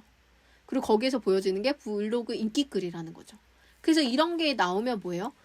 가장 먼저 블로그 탭으로 진입이 되고 블로그 글을 만날 수 있는 단어이기 때문에 소수가 검색하는 키워드지만 내가 하고 있는 일에 실제로 되게 도움이 되고 실질적인 고객을 만날 수 있는 키워드겠구나 라는 걸 확인할 수가 있어요. 그래서 이런 것처럼 블로그 활동이 여전히 유효한 키워드를 여러분들이 발견해 나가는 과정을 계속적으로 만들어 나가시고, 네이버 통합 검색 키워드를 항상 검색해보는 습관을 가지셔야 돼요. 그래서 블로그가 유효한 것을 계속 걸러내는 그런 훈련을 하시다 보면 블로그에는 이런 단어가 또 괜찮겠구나, 이런 게 하다 보면 나중에는 도사가 됩니다. 그래서 내가 꼭 찾아보지 않더라도 이 정도면 되겠어라는 어떤 감각들이 진짜 동물적으로 생기거든요. 그래서 그렇게 하시면 될 것 같아요. 그 다음에 이제 네 번째. 블로그에서 경쟁 블로그 글쓰기의 빈도수가 어떻게 되나, 또 상위에 지속하는 기간이 얼마나 되나 보시는 게 되게 중요해요. 그래서 내가 중요하게 여기는 어떤 키워드를 장악하고 싶은 게 있다 그러면 그 키워드를 검색해보고 상위 1위에서 5위까지 글이 업로드된 시기를 한번 체크해 보세요. 그래서 얼마나 상위에 머물러 있는지도 한번 체크해 보시고 경쟁 블로그의 글쓰기 빈도수를 한번 보시는 거예요. 제이라이프라는 사람은 이 분야에서 2023년 8월부터 꾸준히 성장했네. 이 사람이 왜 그랬지? 한번 여기 블로그 들어가서 성공 요소를 한번 살펴볼까? 이렇게 벤치마킹을 하는 거죠. 그래서 이 사람들이 쓴 키워드와 그 안에서 어떤 단어들과 니즈를 담고 있는지 분석해 나가는 거예요. 여기 보니까요. 제가 분석해 본 바 여기에서 좋은 건 뭐냐? 바로 보니까 이달의 책, 7월 추천 도서, 7월 추천책. 이래서 계절별로 이달에 지금 나온 어떤 이슈를 활용해서 자기개발책을 추천한 거죠. 그래서 이 부분이 만약에 시리즈물처럼 꾸준히 발행이 됐다라고 한다면 사람들이 이런 주제를 가지고 되게 좋아하면서 볼 수 있는 글이 될 수 있다라고 생각할 수 있습니다. 그래서 이런 부분들이 여러분들이 그 카테고리에 상위가 돼 있는 것들의 키워드를 어떤 식으로 쓰고 있는가를 보시면 돼요. 근데 요즘에 그 블로그가 제일 좋아하는 건 사실 시의성과 그 주제의 전문성을 동시에 갖고 있는 블로그를 가장 좋아합니다. 다시 말씀드리면 시의성과 주제의 전문성을 같이 가지고 있는 블로그를 아주 좋아합니다. 예를 들면 여기도 이달의 책 7월 이런 식으로 어떤 숫자를 말했듯이 예를 들어서 내가 여행을 쓰더라도 아까 제주 하도 펜션 있었잖아요. 그래서 예를 들어서 제주 동쪽 펜션을 한다 그러면 제주 동쪽 7월 여행 코스 이런 것처럼 어떤 키워드를 시의성을 담았지만 그 주제에 대해서 꾸준히 펜션 글을 써왔을 거기 때문에 제주 여행에 대한 꾸준한 글을 써왔을 때 그 두 개가 맞물렸을 때 주제 탑 글에 갈 수 있는 확률이 높아지고 상위 노출 확률도 아주 높아져요. 그래서 여러분들이 그냥 정보만 단순히 담는 걸 넘어서 시의성을 담는 제목과 어떤 키워드 설정하는 거 이런 것들을 한 번 더 고민해 보시면 아주 좋은 솔루션이 될 수 있다라고 생각을 합니다. 자, 그 다음에 내 글 주제와 내 지수에 맞는 키워드를 선택해라 라고 여기 나와 있는데 아까 보여드렸듯이 지금 보시면 이건 아주 구체적인 사례를 드릴 거예요. 내 글의 주제와 지수에 맞는 키워드를 선택할 때 우선은 네이버 검색 광고에서 키워드 도구로 들어가세요. 키워드 도구 들어가시면 지금 보시는 것처럼 이제 5가지의 대표 키워드를 선택하는 거예요. 그 다음에 조회하기를 누르면 이렇게 쭉 키워드가 1000개까지 뜹니다. 그럼 여기서 모바일 옆에 있는 이 화살표를 한번 클릭하시면 오름차순, 내림차순 정렬이 돼요. 그렇게 키워드의 영향력별로 이제 정렬을 하신 뒤에 여기 오른쪽 위에 보시면 지금 여기 사진은 안 보이는데 이 자리 그 월간 검색수 위쪽에 우측에 보시면 다운로드라는 버튼이 나와요. 그걸 눌러서 엑셀로 다운로드를 하십니다. 그 다음에 거기에서 아까 전에 제가 얘기 드렸잖아요. 블로그가 우선적으로 노출되는 키워드들이 존재한다고. 그런 거를 걸러내서 우선순위를 정하는 거예요.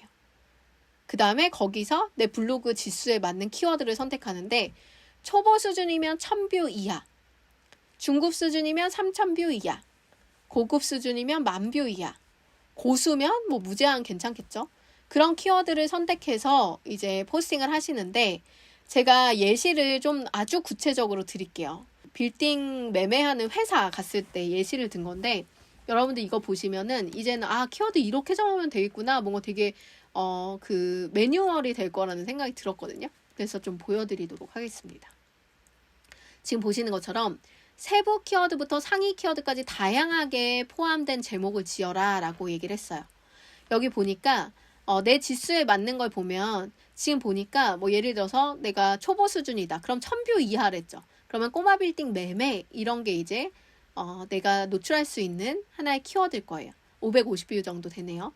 모바일로 보면 1500뷰 정도 되고, 그래도 요 정도 수준의 이제 초보 수준 단어라고 봅니다. 그 다음에 이제 부동산 시세나 실거래가 조회를 보니까 10,000뷰, 48,000뷰 이래요. 이거는 내가 약간 고수 수준이 돼야 노출할 수 있지만, 세부 키워드로 갔을 때는 승산이 있을 수 있도록 이제 여기에 붙여주는 키워드로 쓰는 거예요. 그리고 그 외에 이제 다른 단어들도 보시면서 내 제목에 표현할 수 있는 단어가 뭐가 있을까 한번 찾아보시는 거예요. 그래서 예를 들어서 제가 제목 지은 걸 하나 보여드리면 강남 꼬마 빌딩 매매 부동산 시세 알아볼까요? 이렇게 적었어요. 그러면 이 하나의 짧은 이 제목 안에서 나올 수 있는 키워드를 제가 밑에 정리했어요. 보이시죠? 강남 꼬마 빌딩 매매, 강남 꼬마 빌딩 매매, 강남 꼬마 빌딩 시세, 강남 꼬마 빌딩 부동산 시세, 꼬마 빌딩 부동산 시세, 꼬마 빌딩 매매 시세, 강남 꼬마 빌딩 매매 시세. 이런 식으로 지금 하나의 문장 안에서 뽑을 수 있는 키워드가 엄청나게 많아졌습니다. 이런 것처럼 실질적으로 내 지수에서는 내가 노출할 수 있는 거는 강남 꼬마 빌딩 하나였어요. 370뷰짜리. 근데 지금 이렇게 만들어낸 그 조합으로 볼 때는 세부 키워드로 갔을 때는 더 많은 것들을 노출시킬 수 있게끔 만들어 놓은 거예요. 그래서 단순하게 내가 부동산 실거래가, 부동산 시세 이런 걸로는 바로는 노출이 안 되겠지만 이렇게 조합된 키워드로서는 충분히 노출할 수 있는 환경을 만들어주는 거죠. 그리고 만들 때 어떤 그 로직으로 만들었냐면 좌측부터 배열이 일어나도록 키워드를 조합했어요. 예를 들면 여기서 제가 계속 왼쪽에서 우측으로 이동하면서 만들었잖아요. 키워드를. 그런 것처럼 여러분들이 만드실 때도 아래 또 하나 예시 드리듯이 서울 꼬마 빌딩 매매 부동산 실거래가 조회하는 노하우 이렇게 만들었다. 그럼 어떻게 되냐면 서울 꼬마 빌딩 매매, 서울 꼬마 빌딩 부동산 실거래가, 서울 꼬마 빌딩 매매 조회, 서울 꼬마 빌딩 부동산 실거래가 조회 이런 식으로 다양한 배열이 또 일어날 수 있는 거죠. 이런 식으로 좌측에서부터 배열이 일어나도록 키워드를 조합하고 이렇게 조합된 키워드의 구성은요. 본문에 꼭 한두 번씩 써주시는 거를 추천드려요.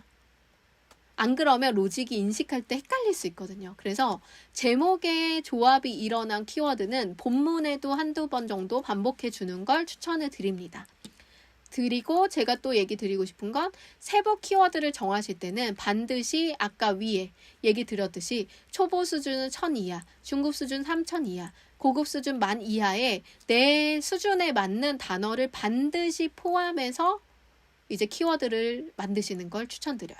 그래야지만 절대 실패하지 않는 글이 나와요. 제가 어제 저희 사람북에서 특강을 진행했거든요. 자, 지금 보시다시피 제가 명리학 해석, 명리학 배우기, 사주팔자 배우기, 사주팔자 해석, 사주팔자 풀이 이런 단어들을 노출을 했는데 지금 이 글의 조합을 볼게요. 자, 글 쓰는 DJ 래피 활인명리학 셀프 사주팔자 풀이 해석 배우기라고 제가 제목을 지었어요. 그죠? 근데 이 제목으로 제가 아까 몇 개 한 4-5장 정도 사진만 보여드렸지만 실제로 노출한 게 한 20가지는 넘을 거예요. 그냥 글 쓰는 DJ 래피 아니면 DJ 래피 사주팔자, DJ 래피 사주팔자 풀이, DJ 래피 사주팔자 해석, DJ 래피 사주팔자 배우기 이런 것들까지 포함하면 한 40개 정도 나올 것 같고요. 그러니까 세부 키워드로 보면 숫자를 셀 수도 없는데 아주 대표적으로 큰 키워드로만 본다면 명리학 해석, 명리학 풀이, 명리학 배우기, 사주팔자 풀이, 사주팔자 해석, 사주팔자 배우기 이런 대표적인 단어들을 이 하나의 제목으로 다 감당할 수 있게 만든 거거든요. 근데 이런 게 이제 키워드에 대한 이해가 있을 때 저게 가능하다는 거예요. 그래서 제가 말씀드리고 싶은 거는 지금 보여드리는 이 화면이 아주 중요한 요소라는 거죠.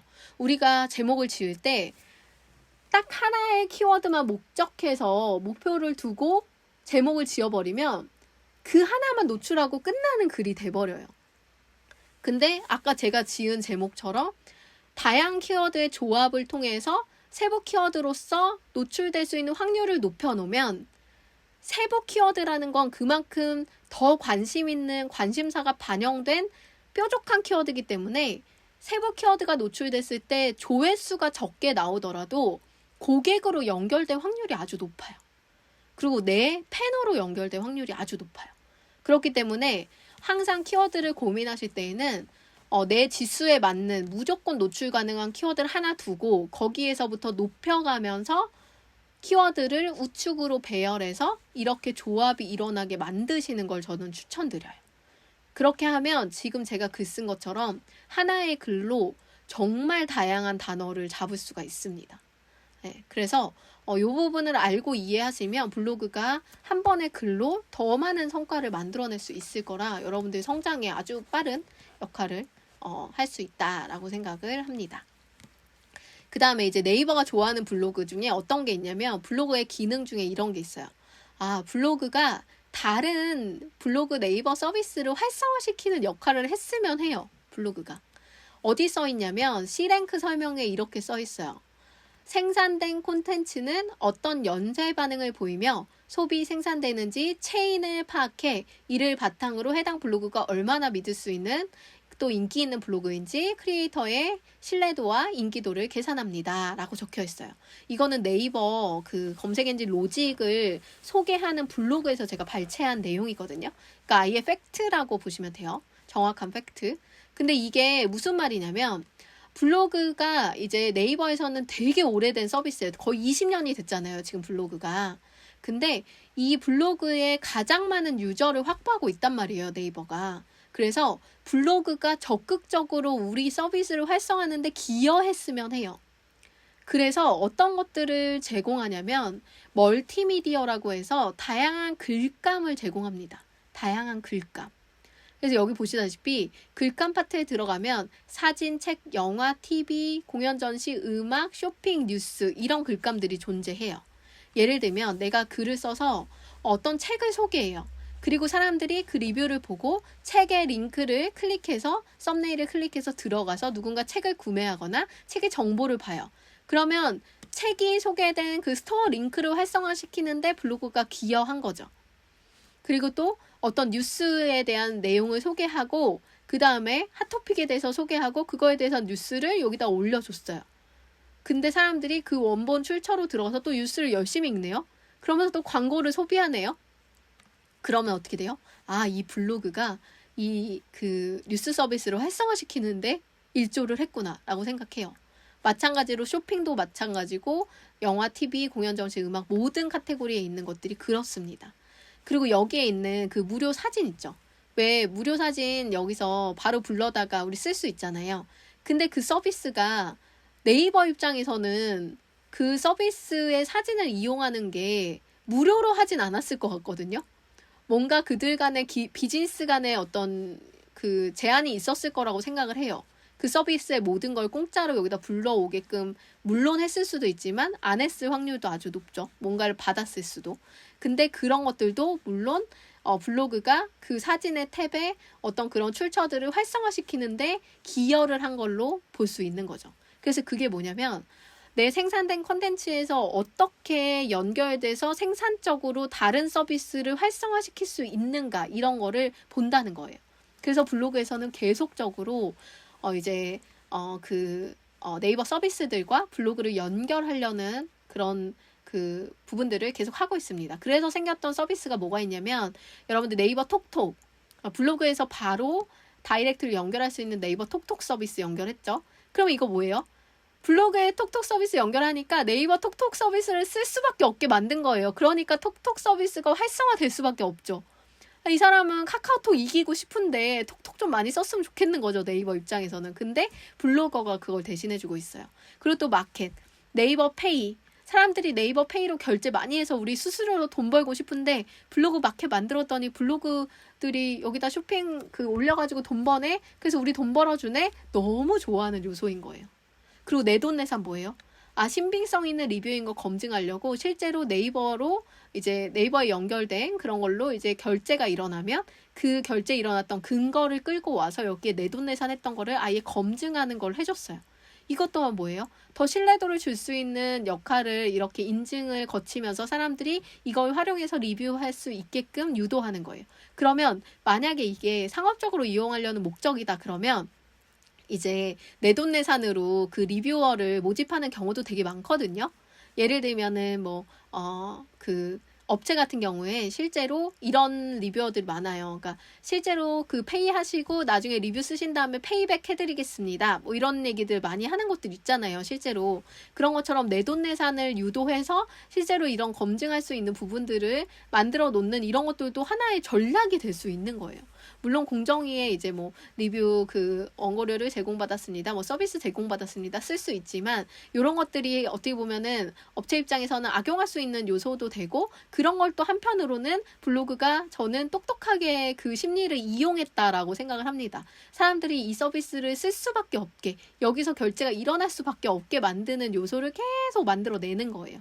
네. 그래서 이런 것들이 네이버를 배불리는 서비스고 그 배불릴 수 있는 가장 많은 유저를 확보하고 있는 채널이 바로 블로그다. 그렇기 때문에 네이버 서비스에서 뭔가 이렇게 제공되는 모든 멀티미디어를 적극적으로 활용하는 것은 블로그의 신뢰도와 인기도를 이제 출처의 신뢰도를 보여줄 수 있는 하나의 근거가 될 수 있기 때문에 활용을 해야 된다라고 말씀드릴 수 있습니다. 자, 그 다음에 블로그에서는 어뷰징 문서로 오인받는 요소를 주의하라 라고 했는데요. 어뷰징은 말 그대로 여러분들 리뷰당 같은 거 하실 때 이런 거 있죠. 사진 글 제공할 테니까 그냥 올려주시기만 하면 몇만 원 드릴게요. 이런 거 진짜 유혹이 많잖아요. 그런 거 절대 하시면 안 됩니다. 저는 항상 이제 저한테 배우신 분들한테 제가 블로그 배우신 분들한테 이런 얘기해요. 택배 제공형 또는 직접 체험형 외에는 리뷰단 하지 마십시오 라고 얘기를 드려요. 왜 그러냐면 블로그는 그런 기계적으로 뭔가 이제 복제글 같은 것들 만들어내고 어뷰징으로 만들어내는 그런 문서들을 지속적으로 체크하고 그렇게 의심이 되는 문서들은 계속 누락을 시켜요. 그래서 여러분들이 그런 어떤 비정상적인 부분들을 포함한 것들을 계속적으로 하지 말아야 되는 거죠. 지금 보니까 신형님이 제가 그 속삭임에 넘어갔습니다 하면서 실제로 블로그 진짜 열심히 하셨다가 블로그 날라가셨거든요. 정말 막 십몇 년을 키우신 블로그였던 것 같은데 그런 블로그를 이렇게 다 놓치실 정도로 그런 그 뭔가 약간 작은 유혹에 빠지시면 실제로 블로그를 잃으실 수 있는 환경이 됩니다. 그래서 여러분들이 여기 보다시피 어뷰징으로 이제 의심하는 문서의 특성을 이렇게 상세하게 적어놨어요. 이거 다 블로그 설명서에서 가져온 거거든요. 그래서 블로그를 만든 사람들이 쓴 공지에서 제가 들고 온 거예요. 제 강의는 카더라는 없어요, 여러분. 진짜 직접 경험하거나 진짜 그 블로그에서 정말 열심히 해봤던 컨설팅하고 했던 사례 그리고 제가 진짜로 십몇 년 동안 한 번도 빠지지 않고 열심히 활동했던 블로거로서 제 경험치 그리고 네이버 공식 블로그와 공식 자료에서 온 것들만 가지고 저는 강의를 해요. 그래서 검증되지 않은 얘기는 절대 안 하거든요. 그래서 제가 오랫동안 이 강의를 할 수 있는 거예요. 근데 제가 정말 좀 주의 깊게 얘기 드리고 싶은 게 제가 다른 사람들이 하는 블로그 강의를 웬만해선 안 보는데 너무 그걸로 뜨신 분이 있어가지고 한번 제가 들어봤어요. 클래스 101이 1년 패스로 해가지고 뭐 몇만 원 내면은 1년 동안 공짜로 무제한 들을 수 있는 그런 걸 샀단 말이에요. 그래서 무료 강의를 여러 개 듣다가 이제 블로그 강의를 한번 들어봤는데 정말 말도 안 되는 얘기들과 추측성 그 얘기들을 막 하시면서 블로그의 역사를 전혀 모르면서 강의하시는 강사들이 너무 많은 거예요. 진짜 깜짝 놀랐거든요. 근데 제가 드리는 내용들은 대부분 다 오리지널 자료고 네이버 블로그 서비스를 만든 사람들이 공식적으로 발표한 자료를 근거로 대부분은 강의 자료가 만들어졌고 그리고 이제 사례를 보여드리는 것도 그거에 근거해서 제가 사례를 보여드리는 거기 때문에 믿고 좀 따르셔도 될 것 같아요. 그래서 이런 부분들 또한 제가 그냥 이런 게 어뷰징 문서예요 이렇게 추측하는 게 아니라 네이버에서 따온 자료입니다. 반드시 읽어보시고 본문 내 키워드 뭐 이렇게 숨기거나 반복하거나 이러면 안 되고 너무나 많이 키워드 반복하는 거 제가 계속 반복적으로 얘기하고 있어요. 코칭하다 보면요 키워드 하나를요 막 20몇 번, 30몇 번 쓰는 분도 있어요. 그렇게 하시면 안 돼요. 요즘은 3번 이하로 반복해도 노출이 돼요, 여러분. 너무 많은 키워드는 오히려 어뷰징으로 오해를 받을 수 있어요. 그래서 가장 많이 하는 실수가 키워드의 반복이거든요. 그 부분 꼭 해주시고 그 다음에 이제 여러분들이 그 체험단 같은 거, 리뷰단 같은 거 물론 하셔도 되는데 아까 말씀드렸듯이 택배 제공형, 직접 체험형 이 두 가지만 하시는 거 다시 한번 이제 말씀드리도록 하겠습니다. 그 다음에 블로그는 아까 보셨듯이 유사문서를 판별하는 시스템에 대해서 계속 업그레이드를 하고 있어요. 아주 중요한 요소로 생각하거든요. 왜냐하면 검색 엔진이 양질의 정보를 제공하고 사람들이 피로도를 느끼지 않게 하려면 좋은 정보의 문서가 계속 잘 노출되게끔 만드는 게 네이버의 숙명이에요. 그렇기 때문에 좋은 출처를 계속 찾기 위한 시스템을 계속 로직을 바꿔가면서 만들어가는 거죠. 근데 거기에서 진짜 중요하게 생각하는 게 유사 문서를 거르는 거예요. 그래서 복제된 문서, 반복된 문서, 또 그리고 요즘 AI 써가지고 막 그냥 남들이 막 이렇게 정보 같은 거, 정보성을 너무 쉽게 쓰잖아요. 그런 것들도 좀 주의하셔야 돼요. 만약에 그런 정보를 참고하시더라도 각색하셔가지고 최대한 사람의 언어로 바꿔서 이렇게 자연스럽게 표현해 주시는 걸 노력하셔야 됩니다. 그래서 블로그는 오리지널을 항상 좋아하기 때문에 다른 SNS로 컨텐츠를 공유하시더라도 가장 첫 번째 시작하는 채널을 블로그로 선택해 주시면 되고요. 원본 이미지 반영률이 높은 것을 선호하기 때문에 블로그에 요즘 그 이미지 사이즈가 더 늘어났어요. 1000픽셀까지 늘어났더라고요. 그래서 원본 이미지를 반영률이 가능할 수 있도록 가장 큰 픽셀로 좀 지정해 주시는 걸 추천드려요. 그래서 화질이 좋고 이미지 크기가 크면 이미지 검색에 좀 유리해지는 부분들이 생기기 때문에 여러분들이 그렇게 해서 블로그를 유입하는 거를 이미지 탭에서도 끌고 들어올 수 있도록 하시면 좋습니다. 그리고 동영상을 활용하시면 동영상 탭에서도 다중 노출되잖아요. 근데 동영상은 제목이랑 해시태그 되게 중요해요. 그래서 여러분들이 동영상 하실 때는 동영상 커버, 동영상 그 제목, 동영상 해시태그 모두 다 지정을 잘 해주셔서 키워드를 통해서 노출되고 검색될 수 있도록, 그래서 동영상만으로도 상위 노출될 수 있는 환경을 반드시 만들어 주시면 내 블로그가 아주 지수가 낮더라도 영상 사용률은 다른 거에 비해서 아주 현저히 낮기 때문에 상위 노출할 수 있는 확률이 아주 높아집니다. 그 부분 참고하시면 좋을 것 같아요. 자, 그 다음에 네이버가 좋아하는 게 아까 말씀드렸듯이 시의성 있는 자료를 해라. 시의성. 트렌디한 자료, 지금 현재 필요한 자료들을 검색할 때 아주 중요한 거예요. 예를 들어 지금 내가 봄이에요. 그런데 뭐 봄에 예를 들어서 벚꽃이에요. 벚꽃 시즌이죠. 그러면은 뭐 예를 들어서 똑같이 여행을 쓰더라도 여행 리뷰를 쓰더라도 벚꽃 여행 코스를 쓰는 게 더 좋다는 거죠. 예를 들면.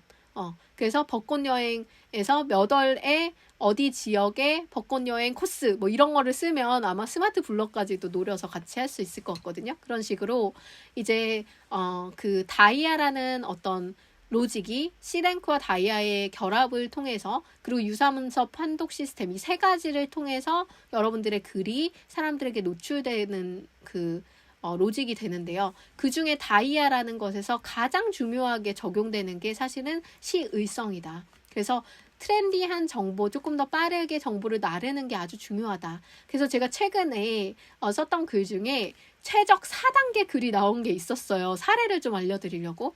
왜 4단계 나왔는지 잘 들어보시면 이해가 가실 겁니다. 제가 이효리의 더 시즌스 레드카펫 있잖아요. 그 방송을 봤어요. 근데 보자마자 너무 방송을 보러 가고 싶은 거예요. 그래서 제가 방청 신청하는 데를 바로 들어가서 방송을 보는 중에 방청 신청을 막 찾아가지고 거기다가 방청 신청을 막 써가지고 방송 끝나자마자 바로 포스팅을 해서 올렸어요. 그랬더니 그게 최적 4단계 글이 나왔거든요. 근데 왜 그러냐면 그 방송이 첫 회라서 사람들이 되게 관심이 많았고 그 첫 회에서의 이슈가 되게 컸고 그걸 보자마자 사람들이 방청 신청을 하려고 실제로 시청자 게시판을 다 찾아가는 방법을 검색했던 거예요. 그래서 그 모든 이슈가 이 제목 안에 다 들어가 있죠. 이효리의 레드카펫 더 시즌스 첫 회. 보자마자 방청 신청했어요. 이거 보자마자 여기 들어가면 방청 신청 방법이 있겠네? 첫 회에 대한 내용이 있겠네? 이런 걸 유추할 수 있잖아요. 그러니까 시의성의 반영에 되게 큰 역할을 했고 그래서 최적 4단계 글이 딱 나오게 된 거죠. 그래서 이런 부분들이 뭔가 여기 보시다시피 적시성, 적시성, 그리고 경험 정보, 주제 적합도, 뭐 이런 등등등 여러 가지 요소가 있지만, 다이아에서 제가 모든 어떤 테스트를 해본 결과 다이아에서는 시의성의 반영이 가장 중요하다. 그리고 그 외에 한 가지 주제에 대한 전문성 있는 꾸준한 어떤 주제 관리가 중요하다. 이게 이제 지금의 로직에서 제일 관심 있게 봐야 되는 부분이다 라고 말씀드릴 수가 있습니다. 그래서 제가 실제로 이제 지수 체크를 해봤더니 저는 상위 0.1% 블로그더라고요. 그래서 도서 카테고리에서는 저는 주제 랭킹이 10등이었고요. 최적화 수치가 91.6 정도 나오더라고요. 저도 이제 아시다시피 잡블로그처럼 여러 가지 주제를 가져가긴 하지만, 그럼에도 불구하고 저는 책에 대한 카테고리 주제를 되게 큰 빈도를 가지고 운영을 하고 있어요. 그렇기 때문에 이제 주제 지수에서 크게 밀리지 않게 지수 유지를 하면서 이렇게 괜찮은 로직을 지수를 유지하고 있습니다. 그래서 이런 부분들이 여러분들한테 제가 강의하면서 이런 걸 왜 보여주냐면, 사실은 저의 신뢰를 하시라는 얘기를 드리고 싶은 거예요. 여러분들 상위 0.1% 블로그 되는 거 쉽지 않은 거 아시죠? 근데 제가 정답을 알고 강의를 한다는 걸 얘기를 드리고 싶었어요. 제가 쓰는 모든 글들은 대부분 최적 2단계에서 3단계 정도의 글을 쓰거든요. 왜냐면 저는 이제 약간 다이아 로직에서 시의성이 가장 중요한데, 저는 적시성 글을 많이 쓰진 않아요, 평소에. 저는 제가 하고 싶은 얘기를 대부분 많이 쓰기 때문에 적시성이 좀 떨어지기 때문에 4단계까지 나오지는 않지만, 대부분 평균 유지로 2, 3단계 글을 늘 쓰고 있습니다. 그래서 그렇게 할 수 있는 방법들이 결국에는 오늘의 이 강의 안에 다 담겨 있다라고 생각하시면 될 것 같아요. 자, 그래서 아까 얘기 드렸듯이 제가 오늘 강의에서 담았던 모든 자료의 대부분의 근거는 지금 보시는 이 두 개의 블로그에서 나왔습니다. 네이버 블로그를 직접 만든 네이버 블로그 팀이 운영하는 블로그 피플이라는 블로그가 있고요. 네이버의 검색 엔진이나 다양한 서비스의 변화가 일어날 때, 특히 랭킹 알고리즘 같은 업데이트가 일어날 때 가장 먼저 소식을 전하는 곳이 바로 여기 네이버 검색 팀이라고 하는 네이버 서치 블로그입니다.